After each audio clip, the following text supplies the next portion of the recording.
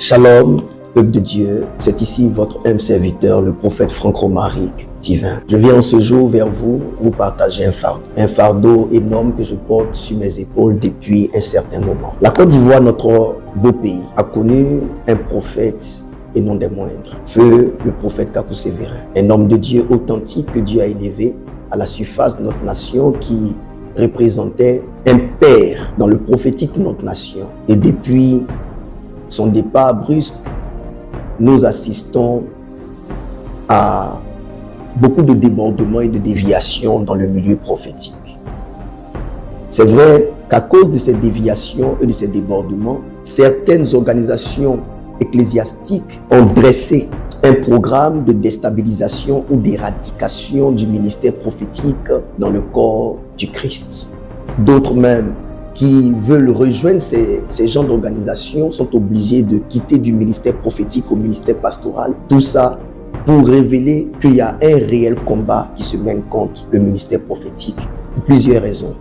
Que ces personnes qui s'adonnent à ce genre de combat féroce contre le prophétique connaissent. Mais il y a une chose que j'aimerais retenir, c'est qu'au-delà de tous ces débordements et ces déviations que nous constatons au milieu des prophètes, il y a une véritable soif du ministère prophétique. Les prophètes savent que Dieu les a appelés à relever un défi dans ce milieu-là, mais n'ayant pas de soutien, n'ayant pas d'orientation, se livrent à certains débordements.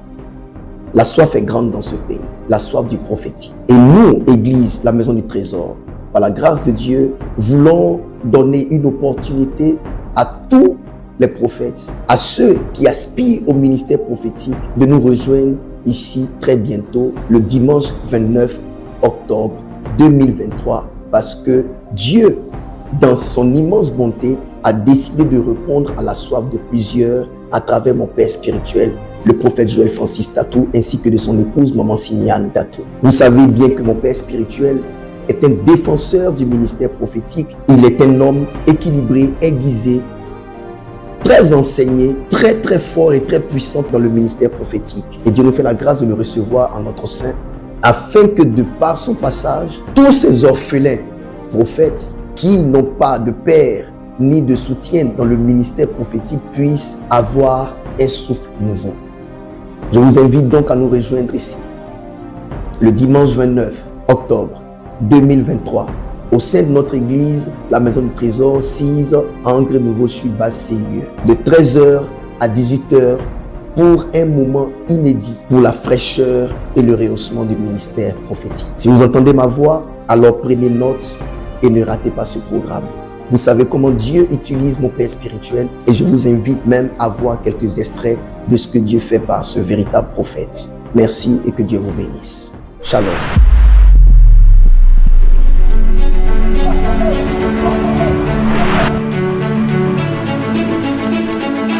José Moussanji, fils de papa Jean-Pierre. Jean-Pierre Katumbi. Exact.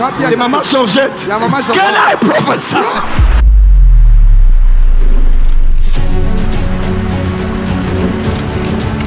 Je suis entré dans la maison de Valérie. Et quand je parle, je ne suis pas en Afrique. Je ne suis pas en Europe. Je suis aux États-Unis. Quand j'arrive aux États-Unis, j'atterris à Illinois et à Chicago. Là où tu es, tu as rêvé de moi. Mais ce n'était pas à Kinshasa. Puis d'ailleurs, c'était à Lubumbashi. Je suis en plein culte ici et j'ai eu une vision du couple Jean-Paul et Adassa.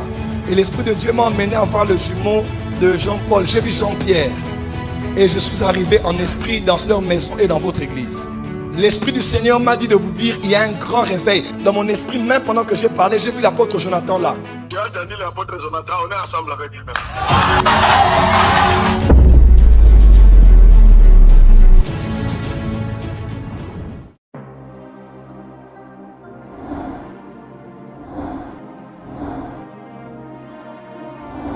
La gloire de Dieu, c'est de cacher les choses. La gloire de Dieu, c'est de cacher les choses. Proverbes chapitre 25. On se tient debout ensemble rapidement pour faire la première lecture.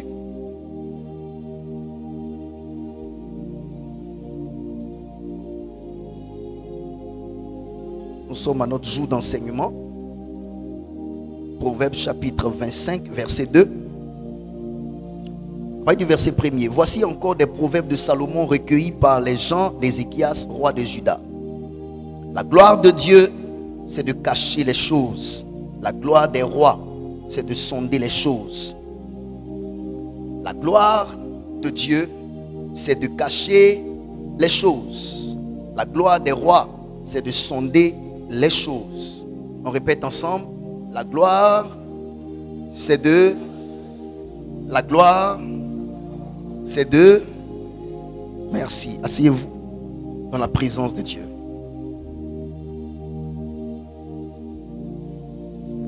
1 Corinthiens, chapitre 2.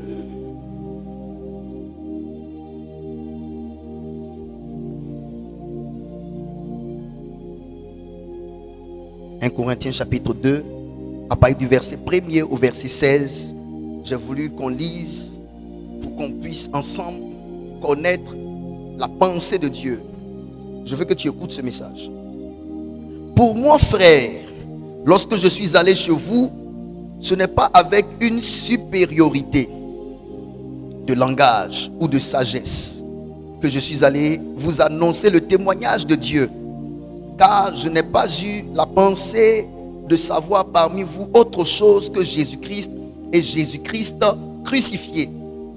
Car je n'ai pas eu la pensée de savoir parmi vous autre chose que Jésus-Christ et Jésus-Christ crucifié. L'apôtre Paul parle à l'église de Corinthe et il dit, sa pensée était uniquement de savoir qu'au milieu du peuple de Dieu, il n'existait qu'une seule personne. Il ne se produisait que la vie d'une seule personne. Il ne pouvait voir qu'une seule personne, Jésus-Christ et Jésus-Christ crucifié. Ça veut dire que toute sa pensée allait dans le sens de constater la présence de Jésus-Christ au milieu de ceux qui étaient dans la maison de Dieu. Jésus-Christ crucifié. À la vérité, au milieu de nous et dans notre gestion de relations, dans notre relationnel à l'église ici, ce qu'on devrait voir, c'est de voir la personne de Jésus-Christ. Et non les critiques, non les murmures, non les attaques, non les animosités, non le péché. Mais on doit seulement voir que Jésus-Christ est Jésus-Christ crucifié. L'apôtre Paul étant donc le père spirituel de l'église de Corinthe, ne voulait voir au milieu de ses enfants spirituels que Jésus-Christ. Cela voudrait dire que s'il voyait autre chose que Jésus-Christ, il n'allait pas être content. Parce que le véritable héritage qu'un père spirituel voudrait léguer à ses enfants spirituels, c'est Jésus-Christ. La personne réelle de Christ. Et c'est bien sûr à Antioche, en voyant les chrétiens, en voyant plutôt les disciples de Jésus-Christ se comporter, les habitants d'Antioche, ayant vu Jésus-Christ à travers leurs actes, leurs propos, leur manière de vivre, ils ont dit ceux-là, ce sont des chrétiens. Leur identité fut définie à partir de Jésus-Christ qu'ils ont vu à travers leurs actes, leurs propos, leur façon de vivre. Ce n'est pas là mon message. Mais j'aimerais vous dire que aucun père spirituel ne peut se sentir heureux de savoir que la vie que mène son enfant spirituel est une vie tout autre que celle de Jésus-Christ.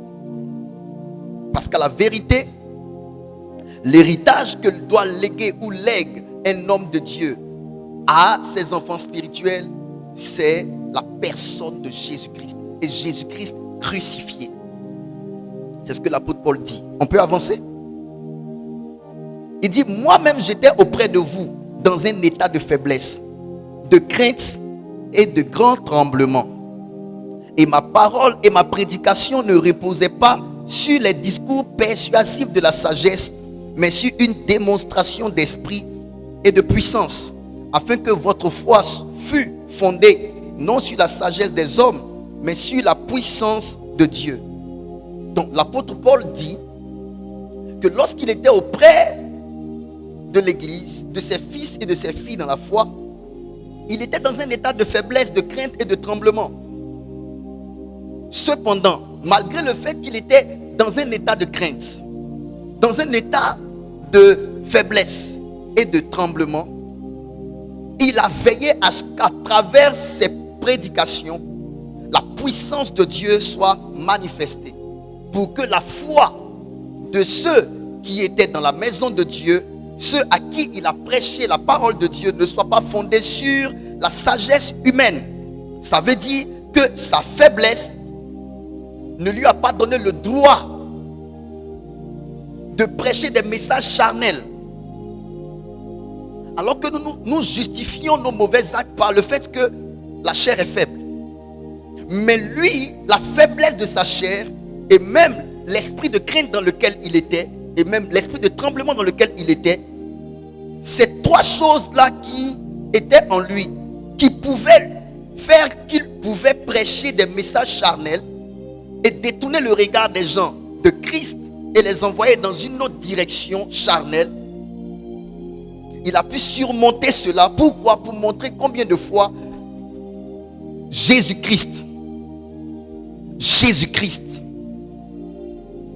a pris ascendance sur sa personne, domine ses faiblesses, domine sa personne.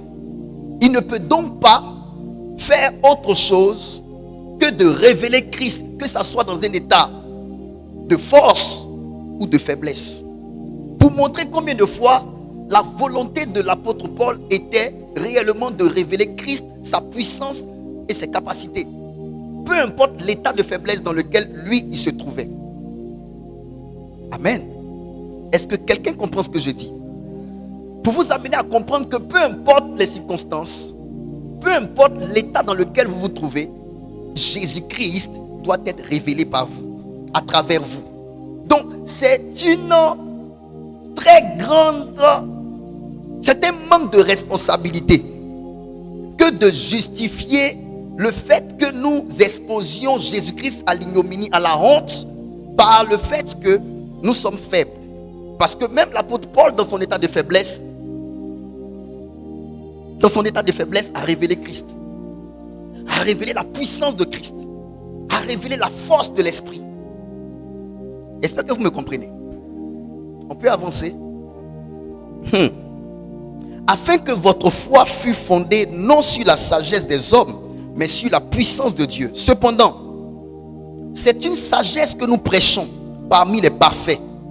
Sagesse qui n'est pas de ce siècle, ni des chefs de ce siècle qui vont être anéantis. Nous prêchons la sagesse de Dieu, mystérieuse et cachée. Nous prêchons la sagesse de Dieu, mystérieuse et cachée, que Dieu, avant les siècles, avait destinée pour notre gloire. Sagesse qu'aucun des chefs de ce siècle n'a connue. Car s'ils l'eussent connue, ils n'auraient pas crucifié le Seigneur de gloire. Pourquoi ont-ils crucifié le Seigneur de gloire? Parce que Dieu a caché la sagesse à ses chefs de ce siècle. C'est une sagesse mystérieuse. Quand il parle de la sagesse, il parle de la personne de Christ. C'est Christ qui est la sagesse. Christ qui est la sagesse de Dieu. Il a caché cette sagesse-là aux chefs de ce siècle, aux grands de son époque, aux grands de ce siècle. Parce que s'ils avaient connu cette sagesse, ils n'auraient pas crucifié le Seigneur de gloire. Ils auraient compris que Jésus était le Seigneur de gloire et ils ne l'auraient pas crucifié. Mais parce qu'ils n'ont pas connu cette sagesse, ils n'ont pas été connectés à cette révélation de qui est Jésus-Christ, de qui est réellement Christ Jésus, ils l'ont crucifié. Pourquoi l'ont-ils crucifié? Parce que la sagesse leur a été cachée. La sagesse, cette sagesse mystérieuse leur a été cachée. Donc Dieu a caché la sagesse à ces personnes. C'est pour cela, n'ayant pas connaissance de cette sagesse, ils ont crucifié le Seigneur de gloire. Allons-y doucement, vous allez comprendre.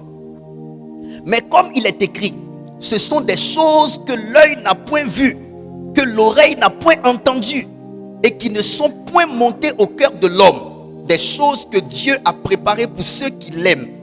Pas pour ceux que Dieu lui-même aime, mais pour ceux qui aiment Dieu. C'est pourquoi c'est écrit pour ceux qui l'aiment. Je répète. Mais comme il est écrit, ce sont des choses que l'œil n'a point vues, que l'oreille n'a point entendues, et qui ne sont point montées au cœur de l'homme. Des choses que Dieu a préparées pour ceux qui l'aiment. Dieu les a révélées par l'Esprit. Car l'Esprit sonde tout, même les profondeurs de Dieu. L'Esprit sonde tout, même les profondeurs de Dieu. Ça veut dire que les révélations cachées de Dieu ne peuvent être perçues que si l'être humain est en contact avec l'Esprit de Dieu qui sonde les profondeurs de Dieu. Quand on parle des profondeurs de Dieu, vous devez savoir qu'on ne parle pas de superflu. On ne parle pas de quelque chose de superficiel. Donc Dieu, en Dieu, il y a des profondeurs. En Dieu, il y a des profondeurs. En Dieu, il y a des secrets. En Dieu, il y a des zones cachées où certaines révélations de sa personne, de son royaume, de ses actions sont tenues secrètes. Et c'est le Saint-Esprit seul qui peut sonder même les profondeurs de Dieu. Et si un homme n'a pas été en contact avec l'Esprit de Dieu qui sonde dans les profondeurs de Dieu, il est impossible à l'homme de comprendre les mystères cachés qui sont à l'intérieur de Dieu. Dieu a réservé donc ces informations cachées qui sont en lui à ceux qui l'aiment. Parce que ceux qui aiment Dieu finiront par l'accepter. Ceux qui acceptent Dieu deviendront des fils de Dieu. Ceux qui deviendront des fils de Dieu seront finalement conduits par l'Esprit de Dieu. Et conduits par l'Esprit de Dieu, l'Esprit de Dieu pourra leur donner les secrets qui sont en Dieu, que Dieu n'expose pas devant n'importe quel homme. Parce que ce sont des choses qui ne sont point montées au cœur de l'homme. Ce sont des choses que l'œil n'a point vues, que l'oreille n'a point entendues. Donc vous devez savoir qu'il y a des choses en Dieu que l'oreille n'a point encore entendues, que l'œil n'a point vu, et qui ne sont pas montées au cœur de l'homme. Vous devez aujourd'hui comprendre que Dieu, ce que Dieu nous réserve en tant qu'enfant de Dieu, est plus grand que ce que nous avons déjà vécu. C'est pourquoi l'apôtre Paul dit, ce que Dieu doit faire avec nous n'a pas encore été manifesté. Il y a encore en Dieu des informations à nous donner que nous n'avons pas encore perçues. Il y a encore en Dieu des gloires que nous n'avons pas encore réussi à explorer. Il y a encore en Dieu des capacités énormes que nous n'avons pas encore vues ni entendues, qui ne sont pas encore montées au cœur de l'homme. Pour vous emmener à comprendre que votre Dieu est vaste, il est grand et il y a beaucoup à faire dans notre vie. Le problème que nous avons, nous limitons Dieu et ses capacités à nos réalités. À nos réalités. Tu regardes ton âge, tu regardes tes réalités, le quartier dans lequel tu habites, ce que les gens disent de toi, l'homme qui veut te voir avant de croire. Et puis tu penses que Dieu est limité. En Dieu se trouvent des choses très très étranges, des révélations très très étranges. En Dieu se trouvent des témoignages jamais vécus. En Dieu se trouvent des démonstrations de puissance jamais expérimentées sur la terre. En Dieu se trouvent des démonstrations de force de l'esprit jamais expérimentées. En Dieu. Et il n'y a que quelqu'un qui est en accord avec le Saint-Esprit, qui peut avoir accès à ces secrets-là qui sont dans les profondeurs de Dieu. Cela voudrait dire que l'homme superficiel ne pourrait être en contact avec les choses profondes qui se trouvent à l'intérieur de Dieu. Il faut un homme engagé. C'est pourquoi il dit avance en pleine eau. Il faut aller de l'avant dans une intimité encore plus profonde avec Dieu pour découvrir certaines avenues en Dieu jamais explorées. Il y a des choses en Dieu que nous n'avons pas encore vues, qui ne sont point montées à nos yeux, qui ne sont point montées à nos oreilles, qui ne sont point montées à nos cœurs. Il y en a. Lequel des hommes en effet connaît les choses de l'homme, si ce n'est l'esprit de l'homme qui est en lui? De même, personne ne connaît les choses de Dieu, si ce n'est l'esprit de Dieu. Or, nous n'avons pas reçu l'esprit du monde, mais l'esprit qui vient de Dieu, afin que nous connaissions les choses que Dieu nous a données par sa grâce. Donc vous devez savoir qu'il y a deux esprits. Il y a l'esprit du monde et il y a l'esprit de Dieu.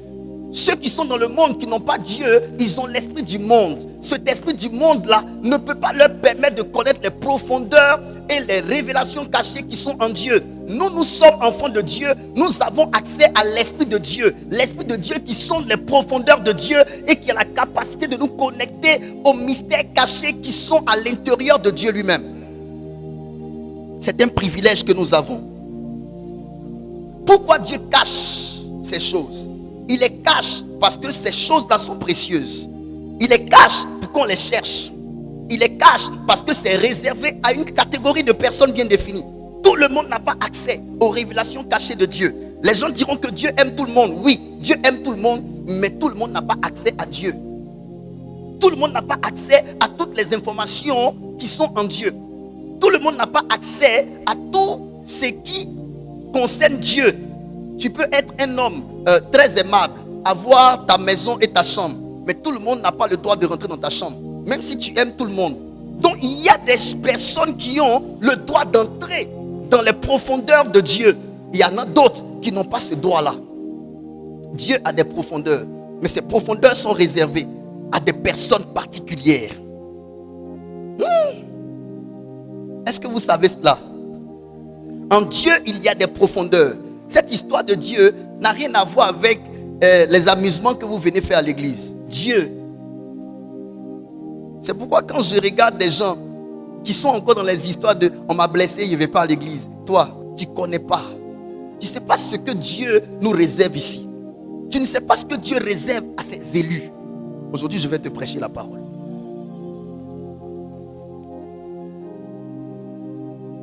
Et nous en parlons, non avec des discours qu'enseigne la sagesse humaine, mais avec ceux qu'enseigne l'esprit, employant un langage spirituel pour les choses spirituelles. Mais l'homme animal ne reçoit pas les choses de l'esprit de Dieu, car elles sont une folie pour lui, et il ne peut les connaître parce que c'est spirituellement qu'on en juge.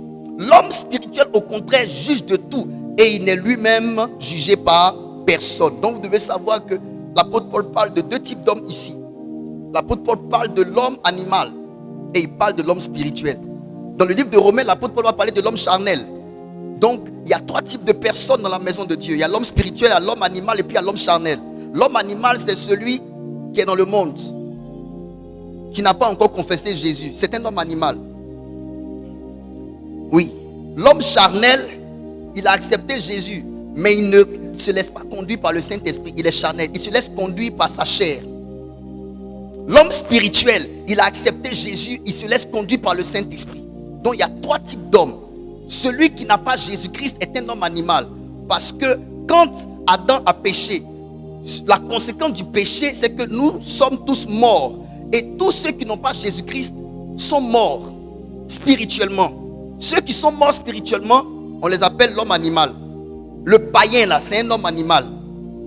Mais le chrétien, quand tu quittes de dehors pour accepter Jésus-Christ, tu quittes de l'étape de l'homme animal pour devenir l'homme charnel. En principe, tu dois devenir un homme spirituel. Mais l'homme spirituel, ça prend du temps. Tu peux avoir accepté Jésus-Christ. Même quand tu acceptes Jésus-Christ, tu peux toujours être un homme charnel. Pourquoi? Parce que tu as accepté Jésus-Christ, Mais tu ne te laisses pas conduire par le Saint-Esprit. Tu te laisses conduire par ta chair. La gloutonnerie, manger beaucoup, le mensonge, tu le pratiques. Tu as accepté Jésus de cœur sincère. Tu es chrétien, tu es enfant de Dieu. Mais tu n'es pas encore spirituel. Tu es encore charnel. Tu es dans les discours inutiles, dans les palabres, dans les mensonges. Tout ce qui est désir de la chair, là, c'est ce que tu pratiques. Galates chapitre 5. Tu regardes dans Galates chapitre 5, tu vas voir les désirs de la chair.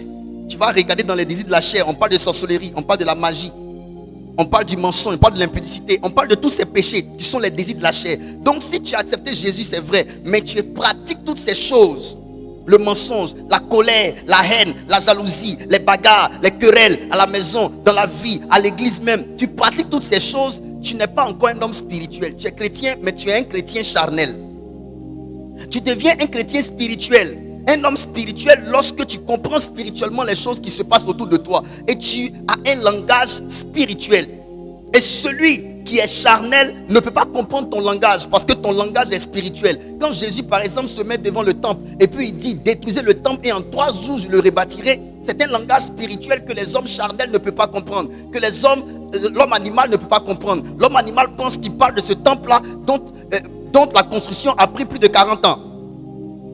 Alors que l'homme spirituel comprendrait qu'il ne parlait pas la vérité de ce temple bâti de main d'homme, mais il parlait de son corps, qu'il allait mourir et 3e jour être ressuscité. Comment tu peux comprendre ce que Jésus a dit si l'Esprit de Dieu qui sonde les profondeurs de Dieu ne t'a pas dit, donner l'explication? Tu ne peux pas comprendre. Ce sont des choses cachées. Et seulement le Saint-Esprit peut nous expliquer ce que cela veut dire. Donc dans l'église, tous les messages ne peuvent pas être entendus et compris par tout le monde. Il y a des messages qu'on prêche, c'est tellement spirituel que ça peut vous énerver parce que vous n'êtes pas spirituel. Pour comprendre le sens spirituel de ce message. Et pour l'homme animal, la sagesse de Dieu est une folie. Il ne peut pas comprendre la façon dont Dieu fait les choses. L'homme animal ne peut pas comprendre Dieu dans ses actions. Parce que les actions de Dieu le troublent. Jusqu'à ce jour, l'homme animal ne comprend pas comment Jésus peut venir mourir à la croix pour des gens. La mort de Jésus, ça fatigue certaines personnes. C'est pourquoi la Bible dit la prédication de la croix là, c'est une folie pour ceux qui se perdent. Ceux qui se perdent là, c'est qui? C'est l'homme animal. Ils n'ont pas Jésus-Christ en eux, donc ils ne peuvent même pas avoir le paradis en perspective. Donc quand ils pensent que Dieu a envoyé son fils, Dieu a un fils. Comment Dieu pourrait-il avoir un fils? Dieu est esprit, comment il peut avoir un fils? C'est un débat pour l'homme animal. L'homme animal ne peut pas comprendre que Dieu puisse avoir un fils. L'homme animal ne peut pas comprendre. Il faut un homme spirituel pour comprendre cela. Est-ce qu'on peut parler? Tout ça, juste pour vous expliquer qu'en Dieu, il y a des profondeurs inexplorées. Il y a en Dieu des profondeurs inexplorées. Et vous devez aussi savoir qu'il y a des choses, comme le dit le verset 9 de 1 Corinthiens 2, mais comme il est écrit, ce sont des choses que l'œil n'a point vues, que l'oreille n'a point entendues et qui ne sont point montées au cœur de l'homme, des choses que Dieu a préparées pour ceux qui l'aiment. Donc vous devez savoir qu'il y a des choses que l'œil n'a point vues dans votre famille. Il y a des choses que Dieu va vouloir faire, que l'œil n'a point vu. Aucun homme là-bas, avec ses propres yeux, n'a vu ce que Dieu veut faire. Aucun homme dans votre famille n'a entendu une fois ce que Dieu est en train de faire. Dans ma famille, il n'y a jamais eu de prophète. Dans ma famille, c'est nouveau. Donc quand Dieu m'a suscité, mes parents ont dit, mais ça là, ça n'existe pas dans notre lignée. Franck est parti prendre plus là où? Ça n'a jamais existé. Ce sont des choses que l'œil n'a point vues, que l'oreille n'a jamais entendues et qui ne sont montées au cœur de personnes, qui ne sont pas montées au cœur de l'homme. Ça veut dire que ton père lui-même n'a jamais rêvé que tu sois ce que tu es en train de devenir. Ta mère n'a jamais rêvé, elle n'a jamais pensé ce que Dieu est en train de vouloir faire avec toi. Je veux essayer de simplifier pour que tu comprennes. Ta camarade n'a jamais pensé que tu serais ce que Dieu est en train de vouloir faire. Parce que ce sont des choses que son œil n'a point vues, que ses oreilles n'ont point entendues et qui ne sont jamais montées à son cœur. Jusque-là, il y a certains ici qui sont chrétiens, vos parents ont du mal à accepter. C'est un problème pour eux. Ce sont des choses qui ne sont jamais montées à leur oreille. Ce sont des choses qui sont même montées dans leur cœur. Servir Dieu, tu vas servir Dieu, abandonner le travail, gagner de l'argent, servir Dieu toute ta vie. Ce sont des choses qui ne passent pas dans la tête de tes parents, dans la tête de ton papa, dans la tête de tes parents. Ça ne passe pas, c'est indigeste. Quand ils mangent, ils ne peuvent pas manger. Parce que ce sont des choses qui n'ont jamais existé dans leur vie. Qu'est-ce que je veux expliquer? Je veux expliquer que les actions de Dieu ne sont pas montées au cœur de l'homme. Les œuvres de Dieu, l'œil de l'homme n'a jamais vu. Ce que Dieu va faire, ce que Dieu veut faire, ce que Dieu fait, ce sont des choses qui créent la surprise. Ce sont des choses qui créent la contradiction. Ce sont des choses qui créent des contestations. Ce sont des choses qui créent des oppositions. Parce que l'homme n'a jamais pensé ça. Parce que Dieu n'a jamais mis ça dans le cœur de l'homme. Parce que les oreilles n'ont jamais entendu ça. L'élévation que Dieu va te donner, ça n'a jamais été perçu par quelqu'un dans la famille. La gloire que Dieu veut te donner, ça n'a jamais été perçu par quelqu'un dans ta famille. Même le niveau de preuve n'a jamais été perçu. Ce que Job a vécu, sa femme n'a jamais rêvé cela. Ce que Job a vécu, même Job lui-même n'a jamais pensé cela. Ce sont des choses qui ne sont pas montées au cœur de Job. Ce sont des choses que l'œil de Job n'a jamais vues. Ce sont des choses que l'oreille de Job n'a jamais entendues. Est-ce que je parle? Est-ce que je parle? Souvent, vous êtes étonné de ce qui se passe, que Dieu permet dans votre vie. Mais qui vous a dit que Dieu vous informe sur tout? Les véritables actions de Dieu, Dieu les cache. Dieu ne te dira pas tout. Si Dieu te dit tout, c'est que tu as Dieu comme ça entre tes mains. Dieu est ton petit pompier. Dieu ne te dira pas tout. Des choses qui vont t'étonner. Il y a des choses qui vont t'étonner toi. Il y a des choses que Dieu pouvait te dire, mais il va te les cacher. Allez-y demander à Élisée. Allez-y demander à Élisée le prophète. Élisée a vu la femme venir avec l'ânesse. Élisée dit, cette femme a perdu son enfant et l'Éternel ne me l'a pas dit. Il est prophète, voyant, il voit. La Bible dit d'Élisée qu'il était capable de voir dans la chambre à coucher de l'armée de la Syrie ce que eux ils se disent entre eux. Comment quelqu'un qui a cette capacité de voir dans la maison des ennemis d'Israël n'a pas pu voir dans la maison de la femme qu'il avait hébergée un temps et qui le nourrissait? Dieu lui a caché ces choses. Il y a des choses de Dieu que Dieu cache. Ce n'est pas tout que Dieu dévoile. Et je vais te parler aujourd'hui de ça. La gloire de Dieu, c'est de cacher les choses. La gloire des rois, c'est de les sonder. Sonder, examiner, chercher. Mener des investigations, explorer, prendre du temps à chercher à comprendre. Un peu comme Daniel. Chercher à comprendre pendant 21 jours la révélation de la vision que Dieu lui avait donnée. Parce que la vision, sa compréhension était hors de sa portée. Il fallait qu'il sonde la vision pour essayer de comprendre le message qui est à l'intérieur. Pourquoi? Parce que la vision était comme un livre scellé, du dedans et du dehors. Il n'avait pas la réponse. Il fallait qu'il entre par le canevas du jeûne et de la prière pour que la réponse vienne à lui. Il y a des rêves que vous faites, ce sont des rêves codés. Vous avez le rêve dans votre tête, mais vous n'avez pas l'explication. Les chansons et le panetier, dans la prison du roi Pharaon, avec Joseph, les deux ont eu des rêves. Ils n'avaient pas la compréhension de ces rêves. Alors que c'est quand tu as la compréhension du rêve que tu sauras quoi faire. Quand tu n'as pas la compréhension de ce message, tu ne sauras pas quoi faire. Joseph va donner l'interprétation de ses rêves. L'homme qu'on appelle Pharaon avait reçu le songe. 2 songes. Il n'avait pas l'explication de ces songes. La Bible dit qu'il était troublé. Les songes là lui coupaient le sommeil. Pourquoi? Parce que son sommeil était déterminé par la compréhension de ces songes. Donc il y a des choses, tant que vous ne les avez pas comprises, vous ne pourriez pas dormir. Il y a des situations que vous vivez, tant que vous n'avez pas de réponses, vous ne serez pas apaisé pour avoir un sommeil léger. Tu vas chercher à comprendre, mais pourquoi cet homme se comporte comme ça envers toi? Pourquoi cette femme se comporte comme ça envers toi? Pourquoi cette situation t'arrive comme ci? Pourquoi cette situation t'arrive comme ça? Pourquoi cet argent-là, tu l'as pas eu comme ci? Pourquoi cet argent-là, tu l'as perdu comme ci? Pourquoi à l'église, ça se passe comme ci? Pourquoi à l'église, ça ne se passe pas comme ci? Avant que tu ne puisses trouver du calme dans ton esprit, tu vas devoir trouver la réponse.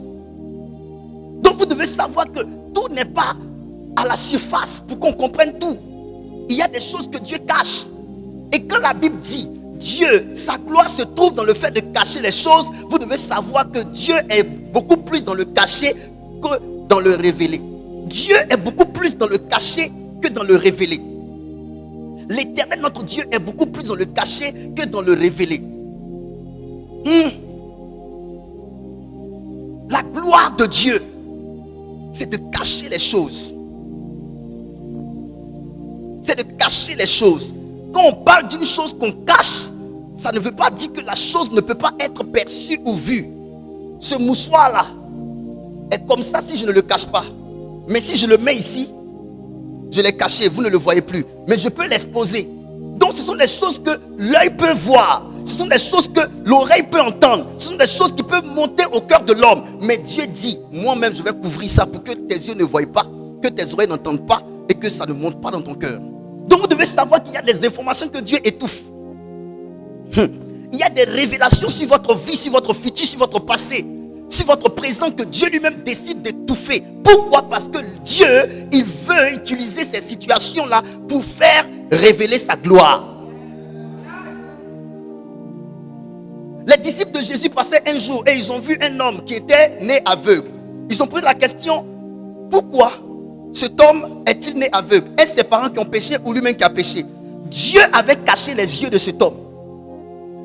Et Jésus dit, ce ne sont ni ses pères, ses parents, ni lui, mais c'est pour que la gloire de Dieu soit manifeste à partir de lui. Donc la gloire de Dieu, c'est de cacher les choses. Il y a des choses que Dieu cache juste pour faire germer sa gloire. Juste pour qu'on le reconnaisse lui comme étant l'auteur de la guérison, l'auteur du miracle, l'auteur de l'émergence, l'auteur du témoignage. Dieu veut se faire voir. Et quand Dieu veut se faire voir, Dieu cache.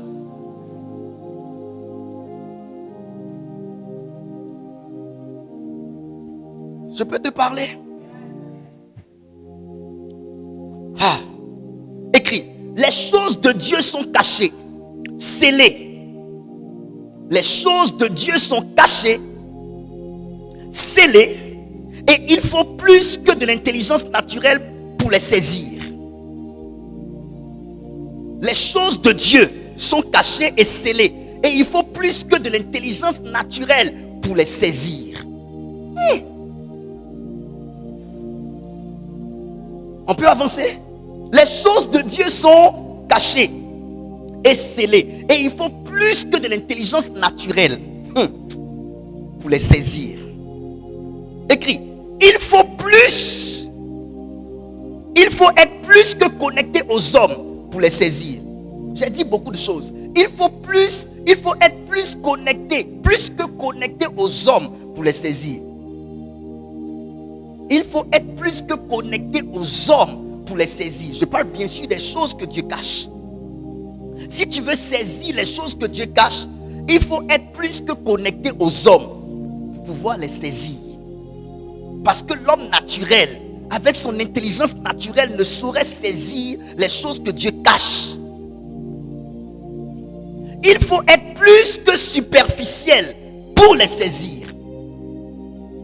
Il faut être plus qu'analytique pour les comprendre.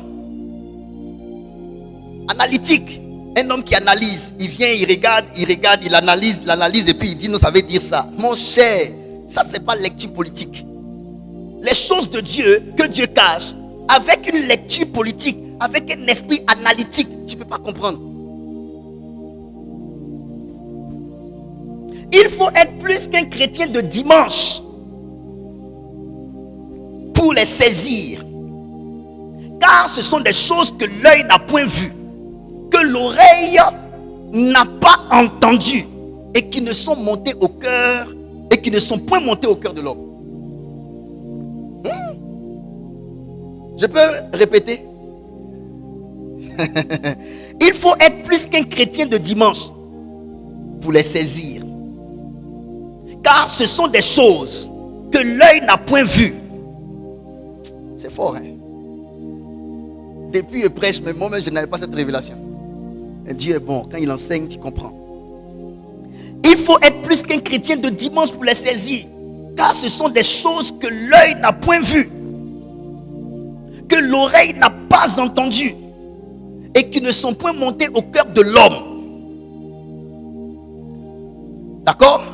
Virgule, des choses que Dieu a préparées pour ceux qui l'aiment. Des choses que Dieu a préparées pour ceux qui l'aiment. Donc vous devez savoir que Dieu, il y a des choses que Dieu a préparées pour ceux qui l'aiment. Donc ceux qui n'aiment pas Dieu, que Dieu aime, n'ont pas accès à ces choses. Les choses que Dieu cache ne sont pas accessibles à ceux que Dieu aime. Les choses que Dieu cache sont accessibles à ceux qui aiment Dieu. Écoutez-moi bien, Dieu aime tout le monde. Parce que l'amour de Dieu n'est pas déterminé par le bien ou le mal que nous faisons devant Dieu. L'amour de Dieu est déterminé par sa nature. Dieu est amour. Hein? Si vous voulez, prenez une machette, coupez une branche du manguier. Ça ne va pas se fâcher pour ne pas produire mangue, pour produire citron. Vous comprenez?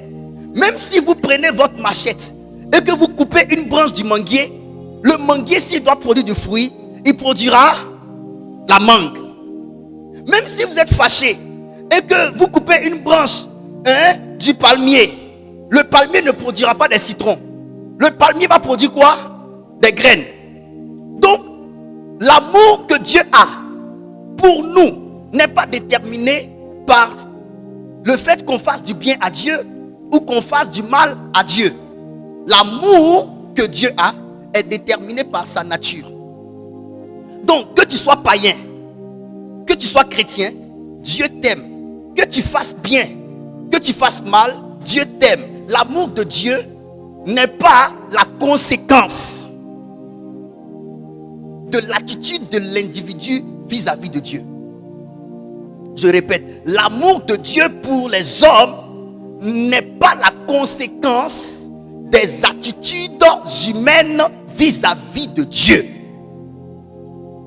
L'amour de Dieu pour l'humanité est déterminé par sa nature aimante. Il est amour.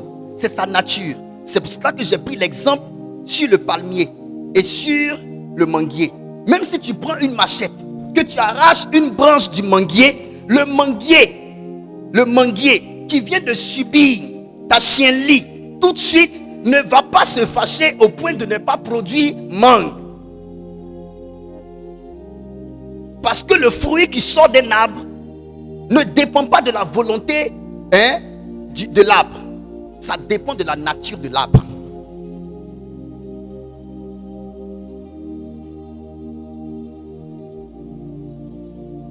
Quand je te fais fâcher, tu as mal, donc tu veux me faire du mal. Ça, c'est une question d'émotion et de volonté. Ça se rattache à ton âme. Mais le fruit qui sort d'un arbre ne dépend ni de sa volonté, ni de son état émotionnel, mais de sa nature. C'est ça Dieu. Est-ce que je parle bien? Maintenant, vous devez savoir que Dieu nous aime tous. Dieu nous aime tous. Mais les choses cachées de Dieu, il ne les réserve pas à tous. Il les réserve qu'à ceux qui l'aiment. À ceux qui l'aiment. Donc vous devez savoir que Dieu cache des choses. Mais ces choses que Dieu cache là, il les réserve à ceux qui aiment Dieu. Pas à ceux que Dieu aime. C'est pour cela, je vous dis, ceux qui évoluent en Dieu sont des personnes qui sont démarquées des autres. Ceux à qui Dieu ouvre la part belle sont des personnes qui sont démarquées des autres. Et j'ai parlé ici de la grâce.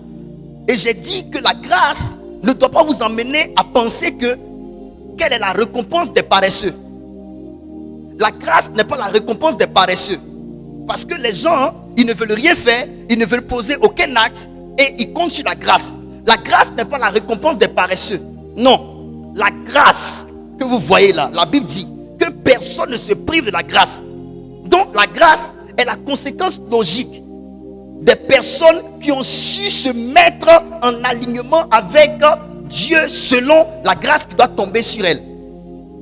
Et j'ai dit, si Marie sortait avec Joseph, elle se serait disqualifiée de la liste des femmes pouvant enfanter Jésus-Christ, le Fils unique du Dieu vivant.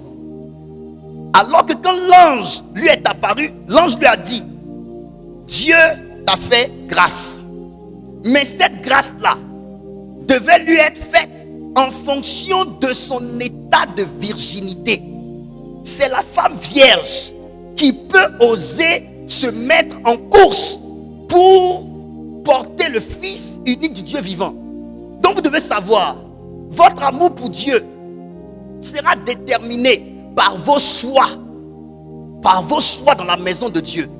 Quand dans la maison de Dieu, Dieu aura besoin des personnes pour nettoyer l'église, vous qui allez vous démarquer pour nettoyer l'église, vous seriez en train de marquer Dieu de votre amour. Parce que le choix que vous faites révèle que vous aimez Dieu. Quand les gens dormiront à la maison et que vous, malgré la pluie, malgré la maladie, vous vous leverez pour venir à l'église, vous seriez en train de crier votre amour pour Dieu. Pour Dieu. Mieux que ceux qui disent aimer Dieu mais qui ne le prouvent pas. C'est pourquoi la Bible dit n'aimez pas en parole mais en action. Donc vous devez savoir que votre amour, notre amour pour Dieu n'est pas en parole mais en action. Quels sont les actes que vous posez qui témoignent de votre amour pour Dieu? Donc, ne dis pas que tu aimes Dieu juste parce que tu as une bouche pour l'exprimer. Dis que tu aimes Dieu en présentant les actes que tu poses. Combien as-tu donné pour l'œuvre de Dieu? Combien t'es-tu donné toi-même pour l'œuvre de Dieu? Combien de prières, de jeûnes et de sacrifices as-tu fait pour crier ton amour à Dieu? Combien d'offrandes as-tu donné à l'Éternel pour soutenir et accompagner ses œuvres? Quels sont les sacrifices? Quels sont les actes que tu as posés qui démontrent que tu aimes Dieu? Dieu n'est plus dans le parler. D'ailleurs, personne ne parle mieux que Dieu. Dieu ne saurait être influencé par les paroles parce qu'au commencement était la parole. Dieu veut des actes. Des femmes qui viennent veiller, prier pour l'homme de Dieu, prier pour l'église, crient leur amour pour Dieu. Ça crée une ligne de démarcation entre elles et les autres. Pendant que d'autres dorment et ronflent, d'autres se mettent à part pour porter la vision des oins. C'est leur amour qui crie. Et Dieu leur réserve à ces personnes-là des choses cachées. L'homme de Dieu, il jeûne. D'autres se soucient de cuisiner pour lui, pour qu'il descende. D'autres, ils jeûnent, ils jeûnent pas. On l'attend jusqu'en 3e mois, ils vont annoncer qu'il a fini son jeûne. Tu n'as posé aucun acte pendant que le oint de l'Éternel était en train de mortifier son âme. Quel amour as-tu démontré? Et je ne parle pas pour moi, mais je vous montre des choses dans la maison de Dieu qu'on peut faire pour montrer qu'on aime Dieu. Est-ce qu'on les fait? Et Dieu réserve pour ces personnes-là. Il y a des gens même qui posent des actions dans le secret. L'homme de Dieu ne sait pas forcément. Les responsables ne savent pas forcément. Mais qui posent des actes dans le secret, discrètement. Qui posent des actes. Dieu qui est dans les cieux, il voit. Dieu qui est dans les cieux, il voit. Tu ne dois pas rester juste au niveau de la pensée. Tu dois aller au niveau de la concrétisation de la pensée. Matérialise ta pensée par des actes concrets qu'on peut toucher, voir et palper. Il y a des choses, depuis que je parle, je vous dis, il y a des choses que Dieu cache.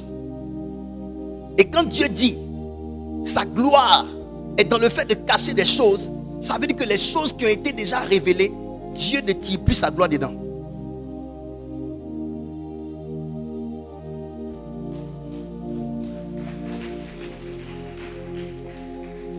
La gloire de Dieu, c'est de cacher les choses.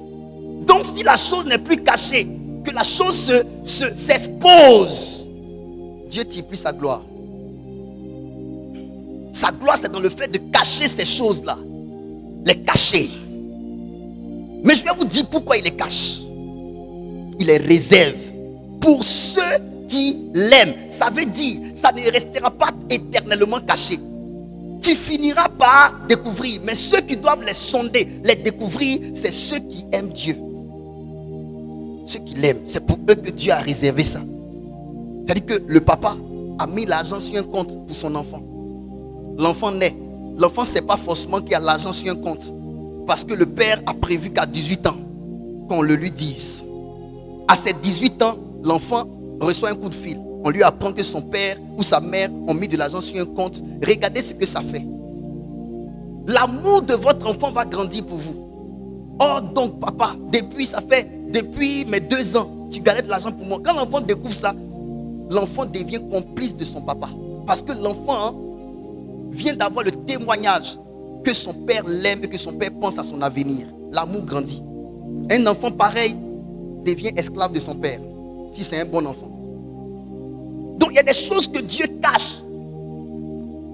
Dieu les garde, les tient secrets. On peut avancer. Dans ce passage extraordinaire, nous avons vu que Dieu a des profondeurs. C'est pourquoi j'aimerais te dire, ce que tu sais de Dieu n'est rien comparé à ce que tu dois savoir de lui. C'est pour cela que Dieu, on l'aborde avec beaucoup de simplicité et beaucoup d'humilité. Il ne faut jamais t'appuyer sur une révélation, quoique forte, pour penser avoir le monopole de la connaissance en Dieu. Parce que le jour où tu viens de connaître une nouvelle chose, place vient de s'ouvrir pour la connaissance d'une autre nouvelle chose. Raison pour laquelle l'homme qu'on appelle l'apôtre Paul, qui a eu la révélation des 3 cieux, qui a entendu des choses ineffables, Dieu lui-même a levé sa main sur lui un temps pour que Satan vienne avec l'un de ses anges lui souffleter une écharde pour le préserver de quoi? De l'orgueil. Dieu voulait quoi? L'humilité de cet homme. Pourquoi Dieu voulait l'humilité? Pourquoi Dieu voulait son humilité? Je vous donne la réponse dans un verset de la Bible où l'apôtre Paul a dit que nous ne connaissons en...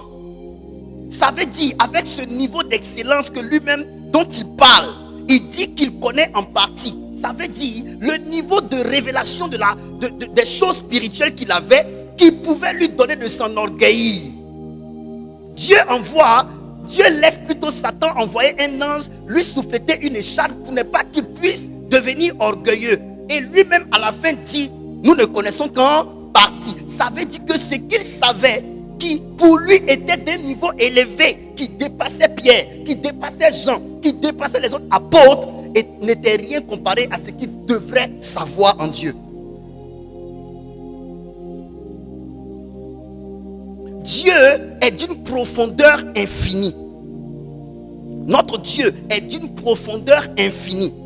Dieu, tu ne trouveras jamais son fond.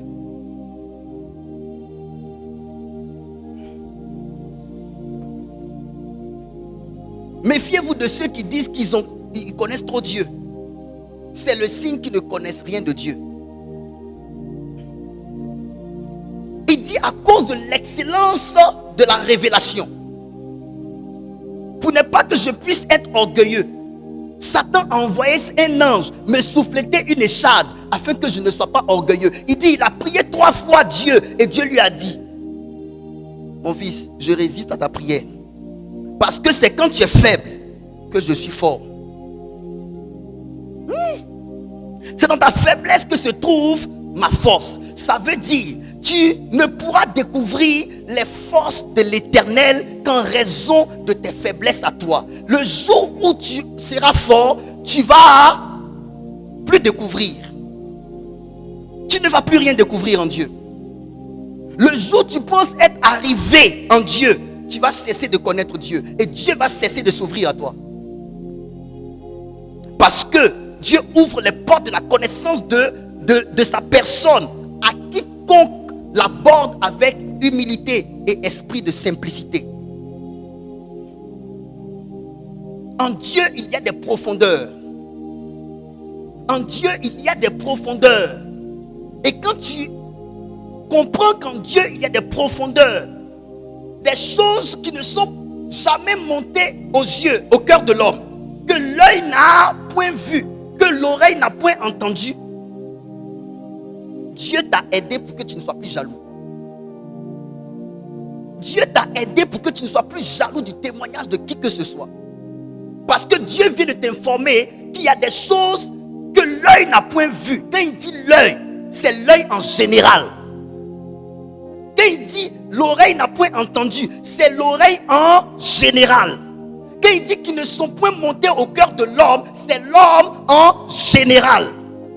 Ça veut dire, ce que ton frère vient de rendre comme témoignage, c'est petit par rapport à ce que Dieu peut faire pour toi-même qui as entendu le témoignage et pour lui-même qui rend le témoignage.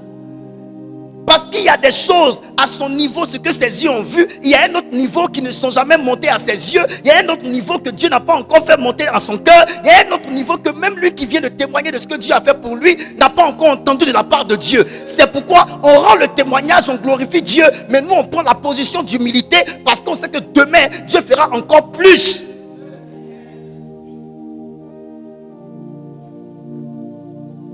C'est pour cela je crois en ce qu'il m'a dit. Aujourd'hui je le priais et je lui disais, mais tu ne veux pas que je te demande de m'utiliser de telle manière. Moi il y a des dimensions que je vois là, je veux Je priais Dieu aujourd'hui, je lui disais ça. Il dit, il y a des dimensions que je vois là. Hey. Give me seulement. Give me, il y a gagné des âmes pour toi. Il dit, Dieu peut te donner cette dimension que tu penses être la dimension du top niveau. Et puis tu ne vas même pas pouvoir gagner une âme avec lui. Pour lui. Donc c'est mieux de lui dire que ta volonté soit faite.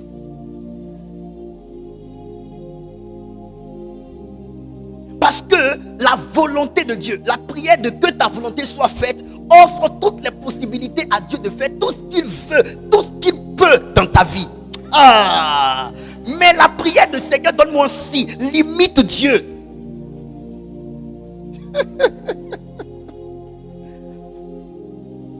Hey, c'est chaud. Aujourd'hui je prêche.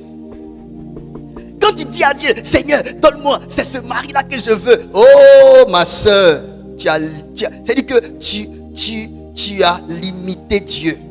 Tu as réduit l'espace des possibilités de te connecter à des propositions plus grandes. Seigneur, donne-moi 200 000 comme salaire. Donne-moi 200 000. Si Dieu voulait te donner 1 million, tu viens de barrer la route au 1 million et de te limiter qu'aux 200 000. C'est pourquoi parfois, laisse les 200 000, laisse les 1 million. Dis à Dieu, accomplis ta volonté dans mon salaire. Accomplis ta volonté pour mon salaire. Il sait ce qui est bien pour toi.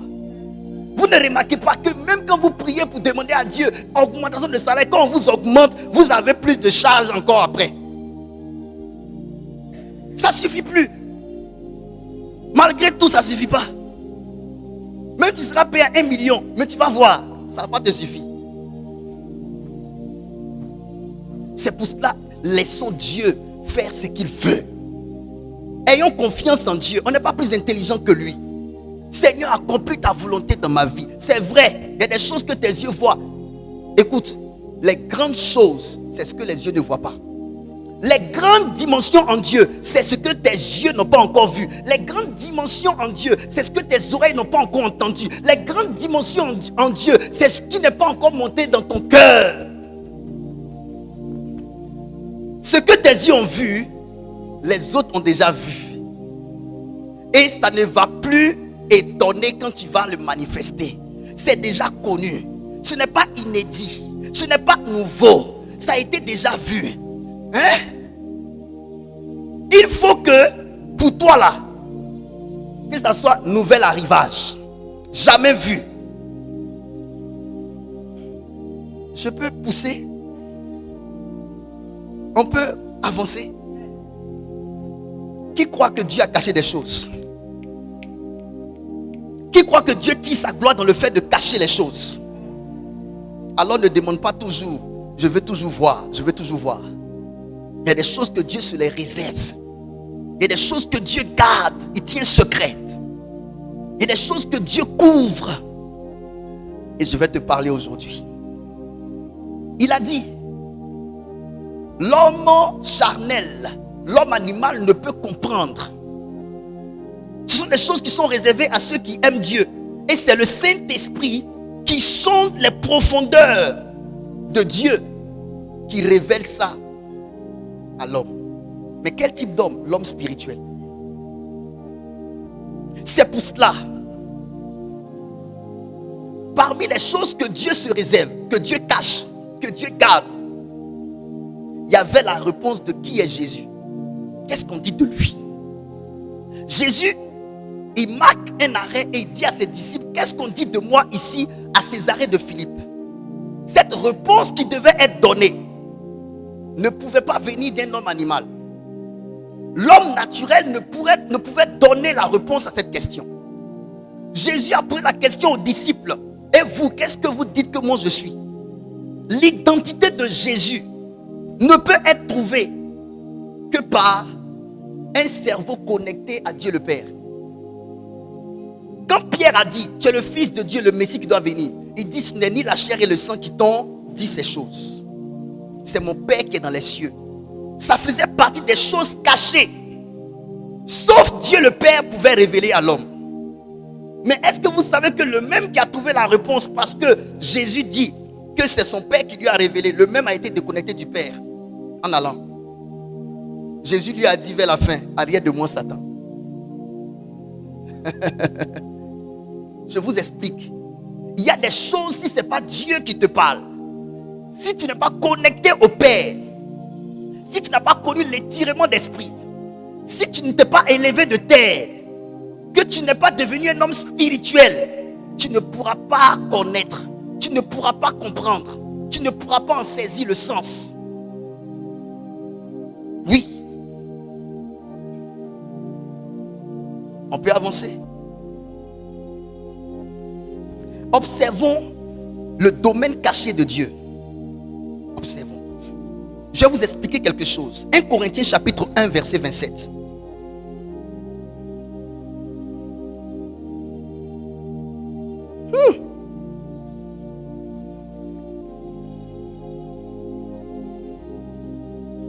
Mais Dieu a choisi les choses folles du monde pour confondre les sages. Dieu a choisi Jesus. Les choses faibles du monde pour confondre les fortes. Et Dieu a choisi les choses viles du monde et celles qu'on méprise, celles qui ne sont point, pour réduire à néant celles qui sont. Verset 29. Afin que nulle chair ne se glorifie devant Dieu.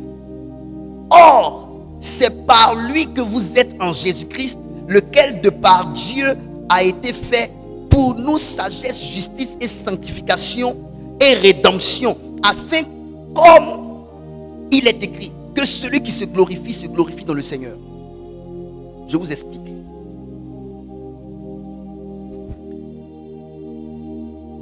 Je vais vous expliquer un mystère aujourd'hui. La façon dont Dieu travaille. La façon dont Dieu fait les choses. Qui aurait cru? Je vous parlerai du domaine caché de Dieu. Regardez Dieu. Il appelle un homme du nom de Abraham. Sa femme est à côté de lui, Sarah. Dieu dans toute sa dimension de puissance. Dieu dans toute sa dimension de puissance. Dans toute sa capacité créatrice. Va faire quelque chose. Il va rendre cette femme stérile. Il rend Sarah stérile. Afin que sur le plan humain, les hommes ne pensent pas que d'elle peut sortir une postérité. Il cache son action en fermant les issues de fécondité dans la vie d'une femme. Et le même qui a rendu Sarah stérile, le même promet de faire sortir un enfant d'elle.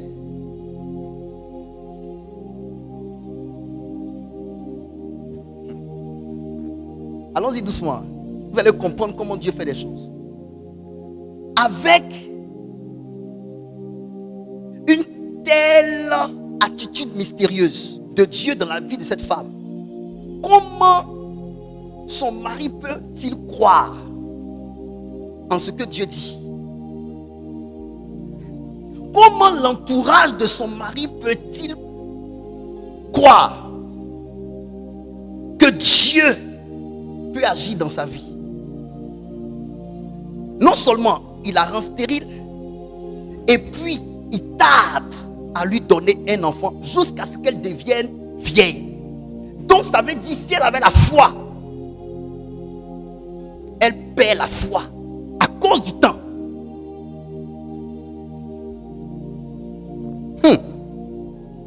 Comment Dieu peut cacher une promesse d'avenir de la famille d'un homme dans une femme stérile jusqu'à sa vieillesse?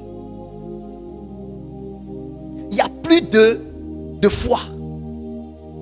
On ne peut plus croire que Sarah ferait un enfant. Même Sarah ne croit plus. Elle croyait quand elle était jeune. Mais elle a commencé à ne plus croire, au point de pousser son mari à aller avec Agar. La foi de Sarah était morte. Et Dieu avait enterré sa promesse de sortir une postérité d'elle. Parce qu'il n'y a plus de foi. Dieu ne peut plus compter sur la foi de Sarah. Donc, dans la vie de Sarah, il n'y aura pas va. Ta foi t'a sauvé, ta foi t'a guéri, ta foi t'a permis d'opérer, de voir le miracle. Dieu ne peut plus dire ça à cette femme parce qu'elle n'a plus de foi. Dieu a caché. Abraham est allé prier Dieu. Abraham dit: Seigneur, Eliezer de Damas sera mon héritier. Dieu lui dit: Eliezer de Damas ne sera pas ton héritier. Ta femme Sarah va te faire un enfant. Alors que Sarah ne tombe pas enceinte, elle voit toujours ses règles jusqu'à qu'elle est devenue vieille. Elle a atteint l'âge de la ménopause. Dieu a caché. Abraham ne peut pas dire que Sarah va accoucher et puis quelqu'un va croire. Abraham ne peut plus se permettre de dire ça. Abraham ne peut plus dire à ses serviteurs que le Dieu qui m'a parlé va le faire. Mais regardez, contre toute attente, Dieu rend fertile les trompes d'une femme déjà usée. Il sort de son ventre un enfant qui s'appelle Isaac. Ce sont des choses qui choquent la mémoire de l'homme. Quand tu es dans ce périmètre et que tu assistes à la grossesse de cette vieille femme, il y a une seule chose que tu dis: l'Éternel est vivant. Et ça fait partie des choses que Dieu cache. Mais est-ce que vous savez que Abraham a prié pour un enfant parce qu'il n'en avait pas? Alors que dans le plan de Dieu, Dieu ne voulait pas lui donner qu'un enfant. Dieu voulait lui donner une nation. Dieu a caché l'enfant, le seul enfant que l'homme a demandé, afin d'en sortir une nation. Dieu sort Abraham, il tire Abraham, il le met devant le sable de la mer.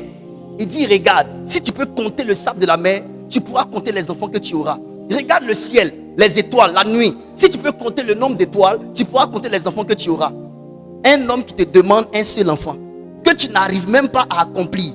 Et puis tu lui promets des enfants aussi nombreux que les étoiles du ciel, aussi nombreux que le sable de la mer. Voyez-vous comment Dieu cache ses œuvres. Et quand Dieu parle comme ça, Abraham ne croit plus. Mais l'Éternel finit par sortir la nation d'Israël. Deux catégories d'enfants. Les étoiles qui sont les enfants spirituels, donc nous les chrétiens, tous les chrétiens confondus, nous sommes des fils d'Abraham. C'est pourquoi quand Lazare meurt, il se retrouve tout de suite dans le sein d'Abraham. Il est son fils. Et c'est venu d'un homme qui avait du mal à avoir qu'un seul enfant.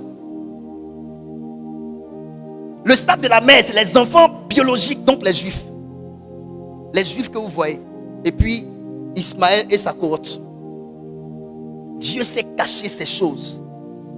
Parce qu'il veut tirer le meilleur du nul.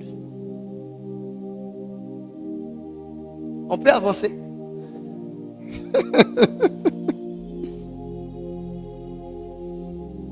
Qui aurait cru qu'un homme du nom de Jacob, qui déjà avait été disqualifié par la coutume juive, puisque c'est le cadet, le premier, l'aîné plutôt, qui a la prééminence, qui prend l'héritage. Mais regardez comment Dieu fait les choses. Dieu aurait pu faciliter la tâche à cet enfant. Il permet que Jacob naisse en deuxième position. Et il décide que ce soit Jacob qui prenne la tête de la famille. Qui aurait cru que ce Jacob-là serait l'homme prédominant? Qui aurait cru?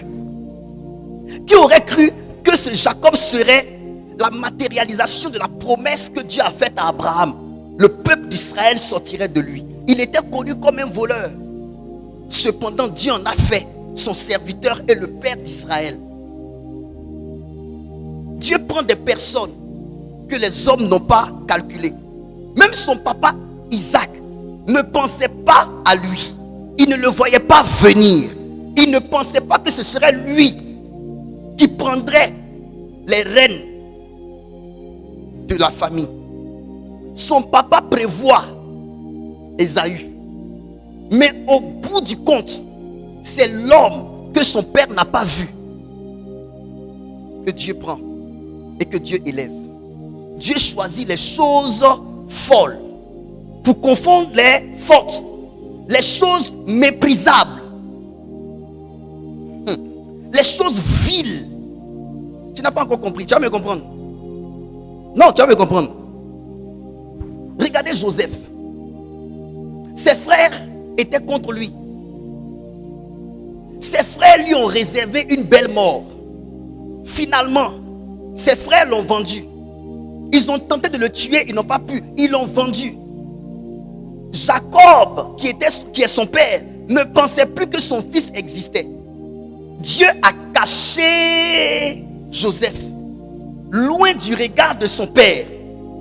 Mais regardez finalement, c'est l'homme que Dieu a caché loin du regard de son père qui finalement va venir arracher son père et ses propres frères qui l'ont vendu de la faucheuse de l'époque qu'on appelle la famine. Ce qu'ils n'ont pas vu venir, ce qu'ils ont voulu éviter, ce qu'ils ont voulu détruire, finalement, c'est ce qui les a sauvés. Ils n'ont pas vu Joseph venir. Même quand ils sont allés en Égypte, ils étaient devant Joseph, mais ils ne pouvaient pas savoir que c'est lui. Dieu a caché Joseph devant eux. Come on, allons-y doucement. Vous ne comprendrez pas les choses de Dieu. Pourquoi Dieu aime tant aller vers les choses viles, les choses faibles, les choses méprisables? Parce que ce qui est méprisé, l'homme ne voit pas venir. Ce qui est faible, l'homme ne choisit pas. Ce qui est vil, l'homme ne parie pas dessus. Parce que l'homme ne peut même pas penser que c'est d'une telle personne que viendrait le salut. Dans nos familles, la plupart des personnes sur qui Dieu fait reposer la destinée de la famille, généralement, c'est des personnes qui sont nées en deuxième position, n'ont pas le droit de naître. Des personnes sur qui on ne compte pas. Des personnes qui sont dans une position, une certaine position, qui finalement deviennent la surprise de l'Éternel dans les familles. Pourquoi? Parce que Dieu, il aime cacher ces choses. Des choses qui ne sont pas montées au cœur de l'homme. Des choses que l'œil n'a point vues, l'oreille n'a pas entendu. David, Dieu choisit le roi. Samuel va dans la famille de Isaïe. Envoie tes fils. Vous savez ce que Isaïe fait? Isaïe envoie tous ses enfants sauf David. Pourquoi? David est le dernier. Il est petit. Il n'est pas grand de taille. Il n'a pas la forme physique. Il est vil. Il est faible. Il est fébrile. On ne pouvait pas penser que ça serait lui. Pourquoi? Parce que Dieu a caché. Dieu l'a caché dans la brousse pour sortir le lion et l'ours de lui. Oui. Dieu a caché David dans la brousse. Dieu a caché David dans un corps frêle, un corps faible, dans une taille moindre. Pour qu'aux yeux de l'homme, les yeux de l'homme ne le choisissent pas. Pour que la bouche de l'homme ne parie pas sur lui. C'est ainsi que Dieu fait les choses. Les personnes qui visiblement ne ressemblent à rien, c'est dans ces personnes-là que Dieu loge son mystère de grandeur. Des personnes qui visiblement sont nées prématurées, sont nées avec un handicap. Dieu fait loger son potentiel dans ces personnes. Il les prépare dans le secret pour les révéler au monde. C'est ainsi que Dieu fait les choses. David a été caché de ses parents. Quand Dieu l'a oint, quand il a mené le combat contre Goliath, la guerre entre lui et le roi de l'époque Saül, l'homme était tout le temps en fuite, loin de sa famille. Il dormait, il était en exil. Il dormait dans les cavernes, la caverne d'Adullam et autres. Or, Dieu était en train de le préparer. Dieu l'a caché. Pourquoi? Parce que le trône de celui qui le poursuivait devait lui revenir. Et son père, qui n'avait jamais su et vu son fils devenir roi, est finalement devenu roi. La question que je me pose, comment le père de David pourrait regarder David? Si vous lisez bien la Bible, quand on vous parle de David jusqu'à ce qu'il soit au trône, si vous lisez bien la Bible, vous n'entendrez plus parler de son papa. Parce que ceux qui n'ont pas cru en votre ascension ne sauraient se hisser au même rang que vous dans votre ascension. Anne, comment Pénina peut-elle croire qu'une femme stérile pourrait-elle faire un enfant? Comment? Dites-moi, pourquoi Dieu a tendance à faire ça? La personne par qui Dieu veut se glorifier, Dieu rend sa vie amère. Pourquoi? Pour que les hommes ne croient pas en la personne.